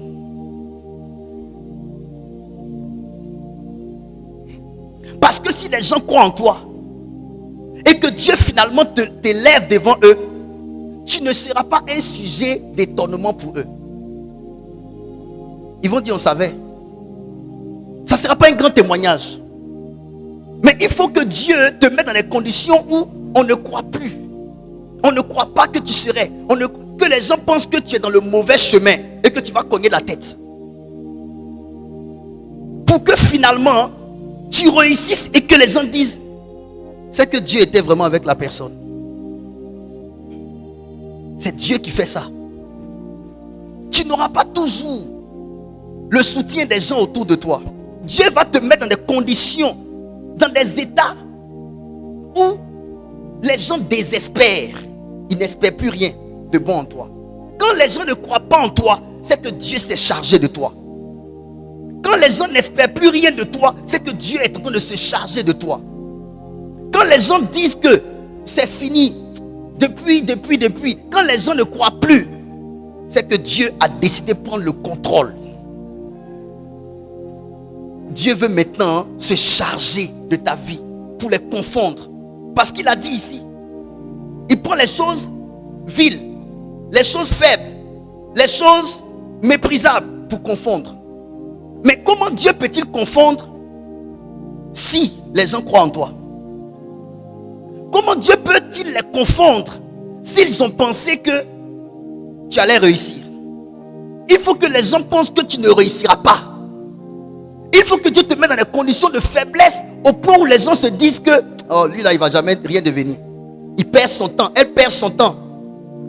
Oh, ceux-là, ils perdent leur temps. Et puis finalement, boum, le mystère. Pour les confondre. Dieu aime ça. C'est pour cela, réjouissez-vous quand les gens ne vous voient pas. Réjouissez-vous quand les gens ne croient pas en vous. Vous êtes dans le plan de Dieu. Vous êtes dans le programme de Dieu. Le programme de Dieu est un programme de cacher les personnes avec qui Dieu veut créer la confusion dans le camp adverse. Anne, on ne peut pas croire. Pénina ne peut pas croire. Et finalement, elle tombe enceinte. Quand elle est tombée enceinte, dans la Bible, avez-vous entendu encore parler de Pénina? Pénina s'est tue pour toujours. Dieu a fermé sa bouche. Parce que la personne à qui Dieu voulait donner la correction fatale, c'était Pénina. Celle qui ne croyait pas en Anne. Et Dieu va cacher l'enfant de Anne. Dieu va cacher l'enfant de Anne et laisser transparaître la stérilité de Anne. Et pendant que Pénina se moquait d'elle, Dieu était en train de dire, maintenant dans cette condition-là, tu peux être un sujet de confusion pour celles qui ne croient pas en toi. Tu peux être un sujet de confusion pour les personnes qui prennent parti pour Pénina contre toi. Quand Dieu a tourné sa face révélée, parce que quand il y a la face cachée, il y a la face révélée. Quand Dieu a tourné la face révélée, la grossesse s'est manifestée. Quand Samuel est né, Dieu a fermé la bouche et de Pénina et des enfants de Pénina et de toutes les personnes qui étaient attachées à Pénina. Dieu a créé la confusion. Pourquoi Dieu aime-t-il cacher? Quand Samuel, le fils de Anne, est né, il ne se promenait pas. Il était tout le temps caché dans le temple, aux côtés de son père, le sacrificateur de Dieu, Élie. La Bible dit qu'il se couchait devant la lampe qui était toujours allumée. Il était caché dans le secret. Regardez cet enfant. Quand il sort, c'est un prophète qui établit les rois. Anne n'a pas fait qu'accoucher un prophète. Elle a accouché Saül. Parce que du ministère de l'enfant qui est sorti de son ventre est sorti le roi Saül et est sorti le roi David. Tu ne sais pas ce que tu vas accoucher après toutes ces années de stérilité dans lesquelles Dieu t'a plongé. Tu ne sais même pas du tout. Le problème, c'est que tu penses juste à ce que tu vas accoucher, mais tu ne penses pas aux conséquences de ce que tu vas accoucher. Ce que tu vas accoucher quoi?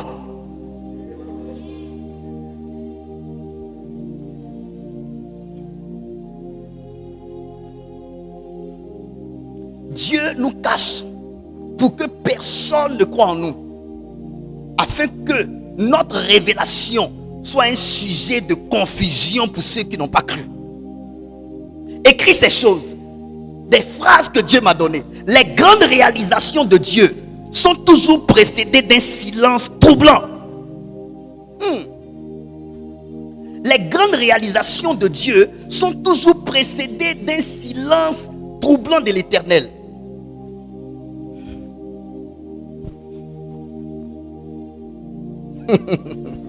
Amen. Les grandes réalisations de Dieu sont toujours précédées d'un silence troublant de l'Éternel. Tu veux que je t'explique ça? Hein? Tu veux que je t'explique? Je t'explique cette phrase que Dieu m'a donnée par révélation. Écoute-moi très bien. Quand je vous dis Dieu cache les choses, quand Dieu veut faire de grandes choses, Dieu donne l'impression de se retirer de la plateforme où il doit intervenir. Calmez-vous, je vous explique. Pour que l'homme ne se doute pas de quelque chose qui vient, pour que l'homme n'espère même pas que quelque chose de grand peut sortir de toi. Lorsque Dieu a voulu faire venir Jésus pour résoudre le problème de l'humanité, à savoir le salut et le péché, Dieu a marqué 400 ans sans parler. Un silence de 400 ans Est-ce que les hommes de l'époque pouvaient croire que Dieu pouvait encore venir faire quelque chose? 400 ans sans parler, Dieu a abandonné la terre. Dieu s'est retiré de la terre. C'est ce que les gens pensaient. Ils ont commencé à écrire des livres apocryphes. Ils ont commencé à eux-mêmes s'exhorter pour essayer de faire vivre Dieu pendant que Dieu n'était pas là. Quand tu vois Dieu rentrer dans un silence profond, c'est que Dieu veut accomplir de grandes réalisations. Alors qu'au milieu des hommes, quand Dieu ne parle plus, on pense que Dieu s'en est allé. Généralement, lorsque Dieu veut faire de grandes choses, Dieu s'en va. Ils ne vont pas comprendre. Quand Dieu veut faire de grandes choses, Dieu quitte la scène. Tu ne vas même pas penser que Dieu est encore là. Tu ne vas même pas te douter que Dieu peut faire. Tu vas rester là à penser que c'est fini pour toi. Les gens désespèrent. Ils désespèrent. Oh, Dieu. Non, la parole de Dieu. Dieu, tu es bon. J'aime Dieu. J'aime tellement Dieu. Vous ne comprenez pas. Jésus devait faire venir le Saint-Esprit. Le Saint-Esprit, sa venue devait permettre que tous les disciples soient remplis et qu'il y ait un impact maximal dans le monde entier. Ça veut dire un ministère fait avec tant d'accomplissement, même plus que Jésus en ses 3 ans. Mais pour ça, il fallait que Jésus dise bye bye à la terre. En disant bye bye à la terre, ça donnait l'impression que Jésus se retirait de la scène. Les hommes diront quoi? Votre leader est parti, vous a laissé. Qu'est-ce que les 50 prophètes, jeunes prophètes, ont dit à Élisée? Ton maître s'en va pour mourir. Fais quoi? Suis-nous. Généralement, les grandes réalisations de Dieu s'opèrent après que Dieu ne s'efface de la terre. Il s'efface de la terre pour donner l'impression qu'il ne fera rien, alors que c'est parce qu'il veut faire de grandes choses qu'il s'en va. Le double de l'esprit qui est sur Élie devait reposer sur Élisée. Mais pour que cette double portion descende sur Élisée, il fallait que Élie s'en aille. Quand Élie s'en va, les fils de prophètes ont dit: tu le suis pourquoi? Il s'en va mourir. Ça veut dire qu'il n'y a plus rien de bon que tu peux tirer de lui. Dieu aime cacher ces choses. Pour ne pas qu'on se doute de quelque chose. Pour ne même pas qu'on pense qu'il ferait quelque chose. Tu vois, le silence que tu vis, où tu as l'impression que Dieu ne te répond pas, qui te donne l'impression que Dieu t'a quitté, c'est faux. Dieu est sur le point de réaliser ce qui va te choquer toi-même. À la vérité, il ne va pas choquer seulement ceux qui sont autour de toi, mais toi-même tu auras la bouche ouverte, comme ceux qui sont autour de toi qui ne croient pas en toi. Vous deux, vous aurez la bouche ouverte. Comment se fait-il que Dieu, avant de faire venir Jésus, c'est-à-dire que les grandes réalisations du ciel, où la terre devait être libérée de l'emprise de Satan, il fait 400 ans, il ne parle plus. Qui peut penser que Dieu est là? Il ne parle plus. On peut penser que Dieu est là. On l'aura attendu jusqu'à, pour finir, on dit bon, Dieu n'est plus sur la terre. Alors que c'est parce qu'il est sur le point de faire jaillir son plan secret. C'est ça qu'on appelle Dieu cache les choses. Il s'efface de la terre. En s'effaçant de la terre, il s'efface de la mémoire des hommes pour que plus personne ne croie en lui. Souvent les gens pensent que c'est quand on croit en Dieu que Dieu agit. J'ai remarqué dans la Bible, les grandes actions de Dieu s'opèrent au milieu des hommes qui ne croient pas.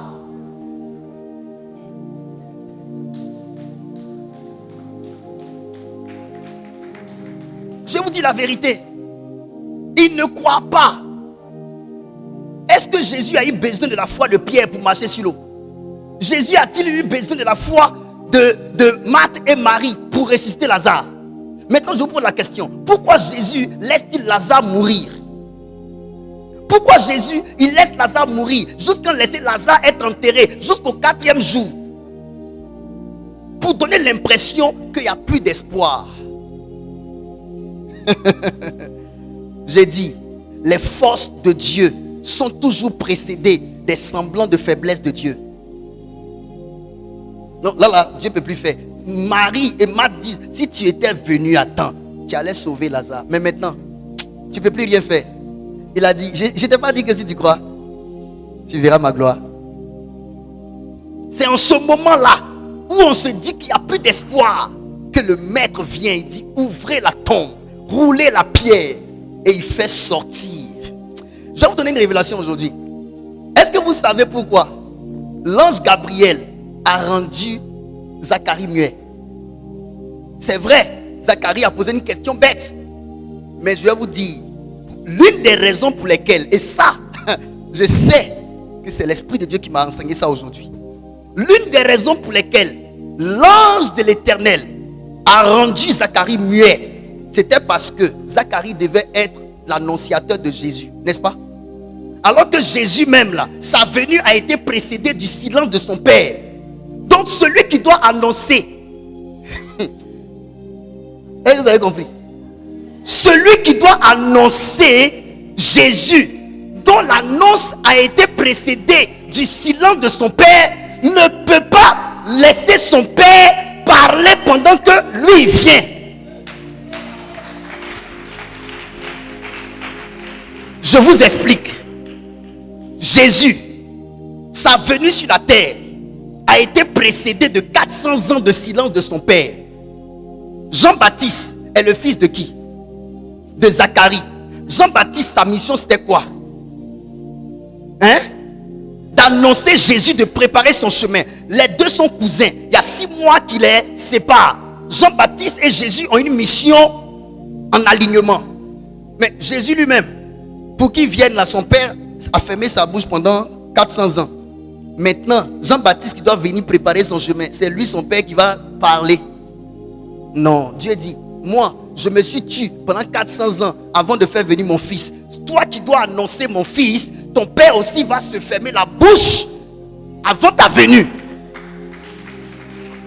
Les grandes réalisations de Dieu sont toujours précédées d'un silence troublant. Comment se fait-il que le monsieur sort de ce lieu de prière et il ne parle plus? Il ne parle plus parce que Dieu, le Père de Jésus, dont la mission était liée à celle de Jean-Baptiste, s'est tué pendant 400 ans. Avant que de grandes réalisations se fassent, on doit donner l'impression que rien ne se passera.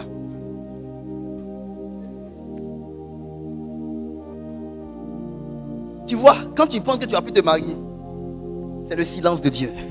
Quand tu penses que tu vas plus t'en sortir, c'est le silence. Il faut que la situation soit une situation désespérée. Il faut que les gens autour de toi désespèrent. C'est quand ils désespèrent, qu'ils pensent que plus rien ne peut sortir de toi. C'est là que Dieu maintenant va se lever. Il va créer la différence.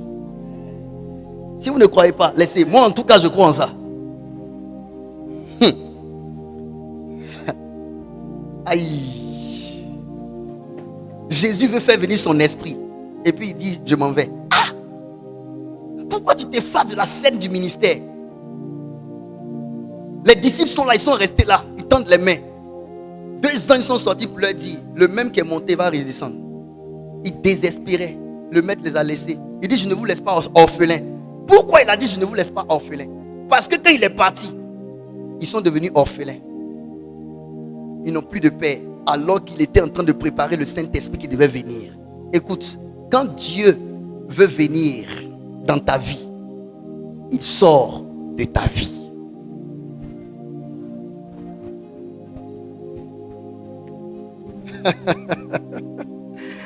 Il sort de ta vie. Il sort de ta vie pour que tu partes le chercher. Pour que le Saint-Esprit qui sonde les profondeurs de Dieu, tu partes le chercher afin que lui maintenant te prenne sur ses épaules pour te révéler là où le Père veut aller avec toi. Maintenant là, c'est dans les profondeurs. Quand Dieu s'en va, c'est qu'il veut te conduire dans les profondeurs de sa dimension. Quand Dieu se retire de la scène, c'est que Dieu veut conduire par son esprit son serviteur, sa servante, ses enfants dans les profondeurs maintenant de leur relation avec lui. Alléluia. Est-ce qu'on peut avancer? Écrit, quand Dieu parle, il se tait. Quand Dieu parle, il se tait. Quand Dieu court, il marche. Quand Dieu veut condamner, il ferme les yeux sur les injustices. C'est ça qu'on appelle la grâce. Est-ce que vous savez que la finalité de la grâce est la condamnation, le jugement? Actuellement, quand tu fais des choses que Dieu n'aime pas, tu as l'impression que Dieu ne te répond pas. Il ne te frappe pas. Il t'encourage, n'est-ce pas? Tu fais et puis il n'y a rien. Il n'y a pas un mauvais rêve. Dieu n'a pas venu te dire, arrête ce que tu fais. Rien. Tu sais pourquoi? C'est la condamnation de Dieu qui a commencé comme ça. Sa condamnation s'exprime en termes de je ferme les yeux sur ce que tu fais. Quand tu auras pensé que Dieu n'est pas là et que Dieu est pour ce que tu fais, tu vas finir de faire jusqu'à quand tu vas atteindre le niveau élevé. Il va te taper en là-bas. Quand Dieu veut condamner, il ferme les yeux sur l'injustice. Quand Dieu court, il marche. Tu as l'impression qu'il est lent. C'est parce qu'il t'a dévancé. Il est loin. Là où il veut que tu arrives là, il est déjà parti. Il est revenu maintenant à ton point de départ. Parce que quand tu vas arriver là-bas, le lieu où tu dois te souvenir, ce n'est pas là où tu es arrivé. C'est d'où tu es quitté.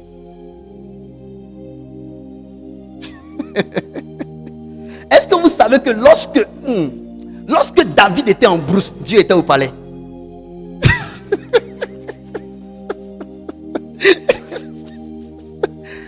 Est-ce que vous savez ça?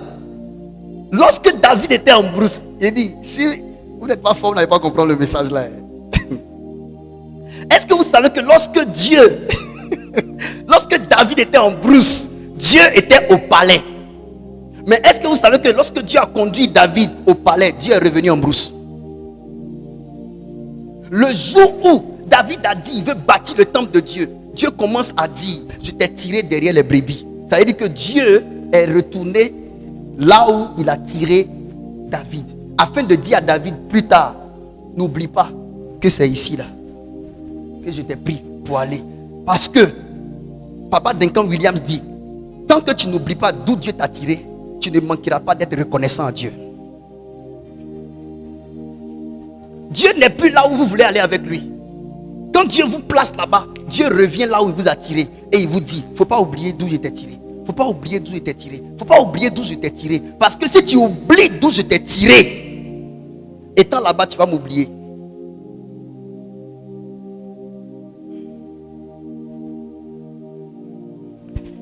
On peut avancer?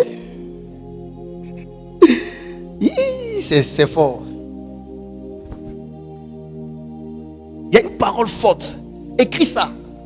Les grandes victoires de Dieu sont précédées d'une atmosphère qui donne victorieux le camp adverse. Les grandes victoires de Dieu sont précédées d'une atmosphère qui donne victorieux le camp adverse. Tu sais pourquoi il dit ça, Junior? Tu ne comprends pas encore. Dans le livre de 1 Corinthiens qu'on a lu, la Bible dit quoi? Si ces hommes-là, ils avaient la connaissance de la sagesse de Dieu, ils n'auraient pas crucifié le Seigneur de gloire, n'est-ce pas? Est-ce que vous savez que lorsque Satan était en train de tuer Jésus, il avait l'impression qu'il avait la victoire sur Jésus? Alors que Dieu préparait sa victoire sur Satan et sur le péché. Cependant, il a précédé sa victoire d'une victoire imaginaire du diable.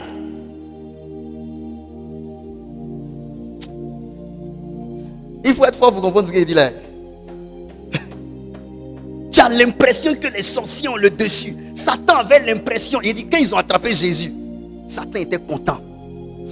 Les gens qui ont attrapé Jésus étaient contents. Pour eux, ils avaient la victoire. Il dit, lorsque Dieu veut accomplir ses grandes victoires, il fait précéder ces grandes victoires d'une atmosphère qui donne le camp adverse pour victorieux. Si vous ne réfléchissez pas, vous n'allez pas comprendre ce que je prêche là. C'est pour cela que les enfants de Dieu sont perturbés. Quand l'ennemi les attaque, quand ils ont cassé l'église, il faut voir mes enfants.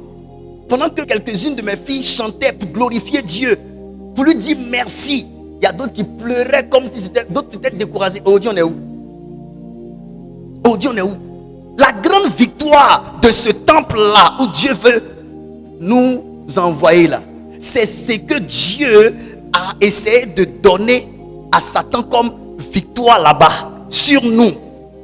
Au moment où Satan pensait qu'il avait la victoire sur Franck Romaric, sur la maison du trésor, n'oubliez pas qu'avant même qu'on ait ce lieu pour aller construire, mon frère le prophète Kouating, on était au CMAMSI, m'avait appelé pour me dire qu'il avait rêvé. C'est comme si j'ai fait un enfant, un bébé, un garçon qui était dans ma main, bien joli. Il n'avait rien, il n'était pas tombé malade et puis il est mort un coup. Dans ses 21 jours de prière, et il dit, Dieu lui dit, dis à mon serviteur que Satan veut détruire l'église que je lui ai donnée. Satan veut détruire l'église que je lui ai donnée. Satan veut tuer l'église. Donc il y avait un projet du diable contre nous de déstabiliser l'église. Donc regardez ce que Dieu va faire. Comme son plan était de détruire l'église entre mes mains, Dieu va dire, ok, je vais aller leur donner un terrain qui n'est pas vraiment pour eux. Je vais permettre qu'ils construisent pour que l'argent qu'ils vont prendre pour construire serve de rançon. Pour racheter l'église réelle que je veux leur donner. Pour que Satan n'ait plus rien à dire sur cette église-là. Il a dit, Dieu nous a envoyés là-bas. Vous savez ce que Dieu voulait faire?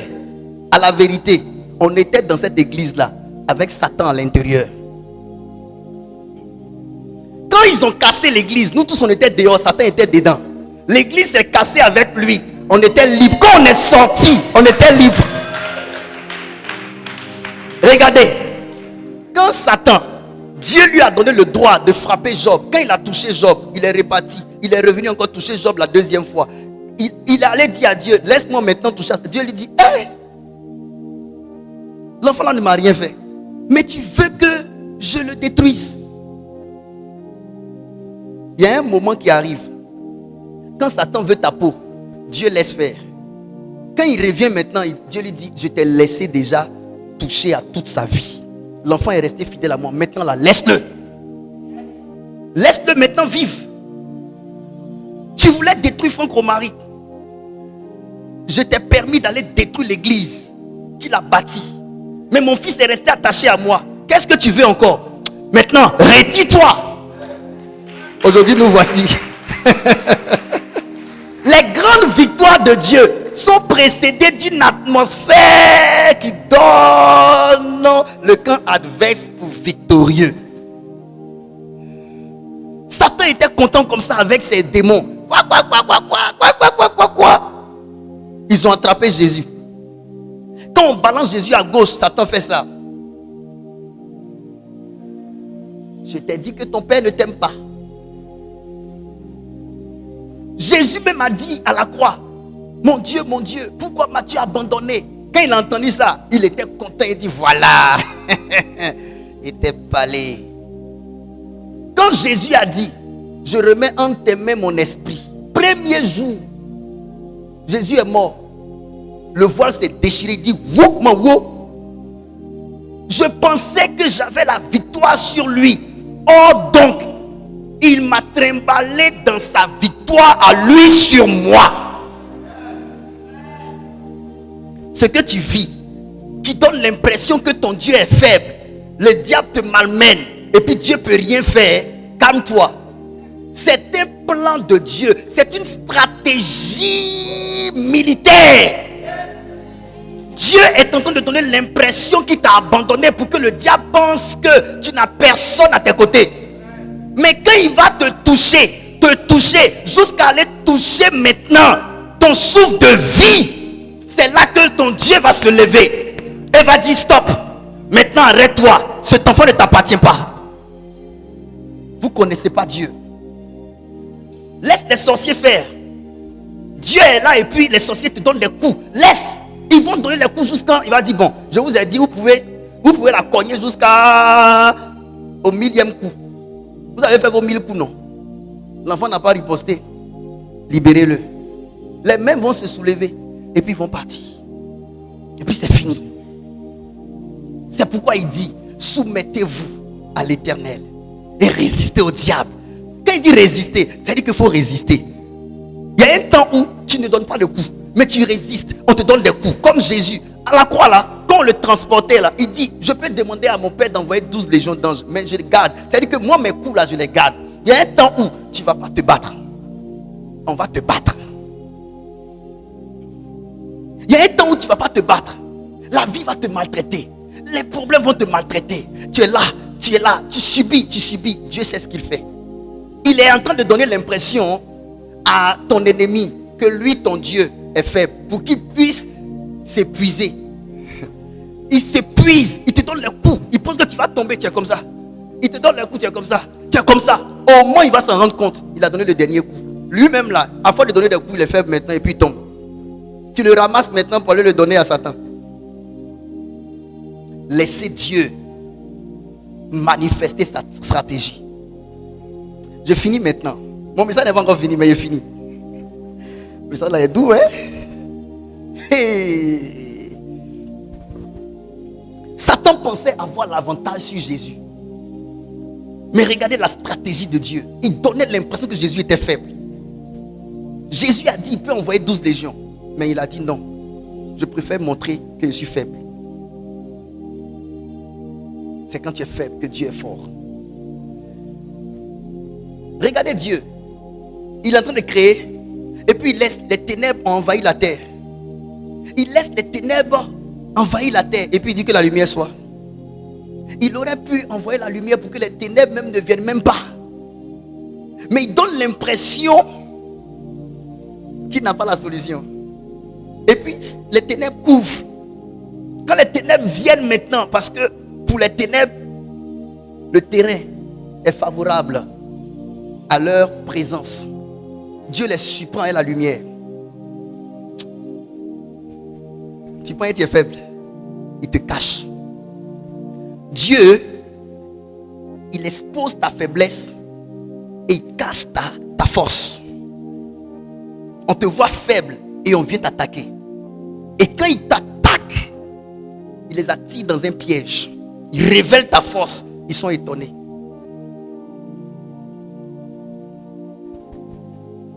Écoutez, faisons attention à ce que Dieu cache. Je l'ai dit sur ma page Facebook. Faisons attention à ce que Dieu cache. Ils font partie de ces âmes les plus secrètes et les plus dangereuses. Ceux que Dieu cache font partie de ces âmes les plus secrètes et les plus dangereuses. Il les sort qu'en cas d'extrême urgence pour des dégâts massifs. Dieu.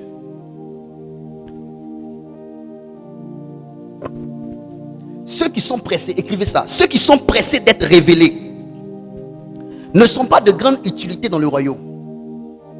Ceux qui sont pressés d'être révélés ne sont pas de grande utilité dans le royaume. Ceux qui sont pressés d'être révélés ne sont pas de grande utilité dans le royaume de Dieu. Je finis en disant ceci.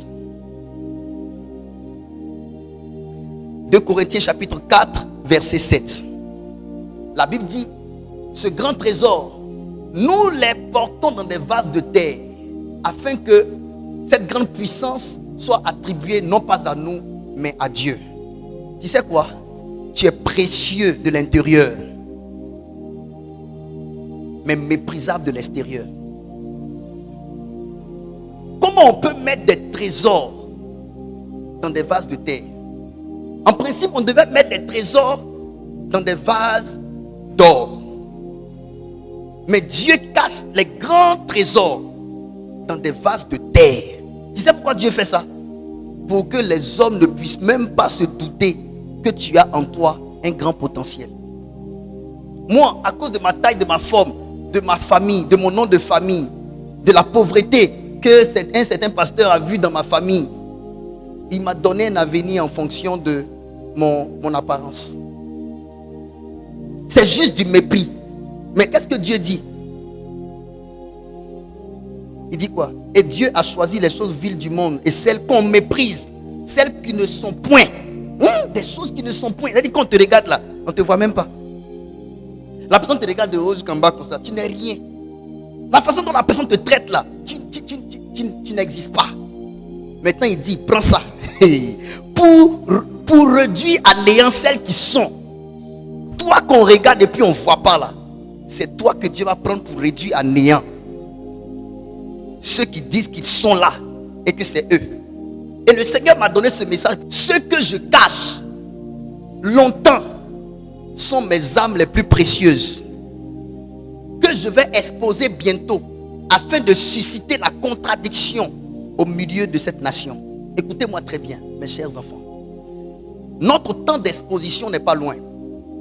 Jésus a pris 30 ans dans la cachette pour un ministère de 3 ans, mais son impact va au-delà de plus de 2000 ans. Ceux avec qui Dieu veut révéler de grandes choses sont des personnes que Dieu cache beaucoup longtemps. Ne sont pas pressés d'être révélés. Dieu nous cache pour nous outiller. Il nous cache pour nous aiguiser. Il nous cache pour nous transformer. Il nous cache pour nous former. Il nous cache pour nous équiper. Avant que Dieu ne révèle le grand potentiel du milieu de ses disciples, il leur a dit: cachez-vous dans la chambre haute. Ils ont dû faire des jours, des semaines et des semaines, plus d'un mois, à attendre que Dieu les équipe et les outille. Quand l'Esprit de Dieu est descendu sur eux, quand ils sont sortis, le même jour, Pierre, qui était timide, a été délivré de sa timidité.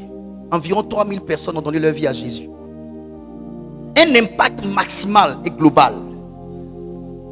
Vous savez, si les gens vous méprisent et que vous-même vous finissez par vous mépriser, c'est bien. C'est bien. Parce qu'il y a une dimension de Dieu où croire en toi, toi-même, ça ne t'aidera pas. La main de Dieu se charge de tout. Tu as compris? La main de Dieu se charge de tout. Je crois que Dieu peut prendre quelqu'un qui ne croit même pas en lui, comme Jérémie. Dieu lui dit: Jérémie dit: je ne suis qu'un enfant. Il ne croyait pas en lui. Cependant, Dieu n'a pas attendu qu'il croie en lui. Dieu dit: ne dis pas que tu es un enfant. Jérémie ne lui a pas donné de réponse pour dire que je crois maintenant que j'ai un grand. Et Dieu a commencé à l'utiliser. Il a appris à avoir la mentalité de quelqu'un qui est grand pendant que Dieu l'utilisait en allant. Dieu n'a pas besoin qu'on l'aide dans ses œuvres. Il te cache pour te préparer. Il te cache pour que les hommes ne parient pas sur toi. Dans ta famille, il te cache pour qu'on ne parie pas sur toi. Ta petite soeur peut avancer même plus que toi. Et toi, l'aîné, dans la grande soeur, tu vas rester là comme si tu n'es rien. Dans la famille, on ne parlera plus de toi. Mais Dieu sait ce qu'il est en train de faire. Ta grande soeur peut vouloir raser tout. Il y a tellement de choses. Vice versa. Mais l'Éternel, pour vous qui êtes ses enfants, pour vous qui l'aimez, il vous a réservé les profondeurs en lui et les choses cachées. Tu es précieux de l'intérieur, méprisable de l'extérieur, pour que les hommes qui ne voient que la forme, mais qui ne voient pas le fond, puissent te mépriser. Mais lui, Dieu qui voit le fond, qui sait ce qu'il a déposé en toi, quand il va extraire le potentiel qu'il y a au-dedans de toi, les gens vont taper leur tête. Ils vont dire: on ne savait pas que tu pouvais devenir. Quand vous méprisez les gens, méprisez doucement. Sinon demain vous allez vouloir leur amitié. Ils ne vont pas vous donner. Ne méprisez jamais personne. Les personnes qui ne ressemblent à rien sont des personnes qui suscitent l'intérêt de l'Éternel. Dieu aime aller vers ces personnes-là pour révéler sa grande puissance. Que le Seigneur te bénisse et que sa grâce soit sur toi.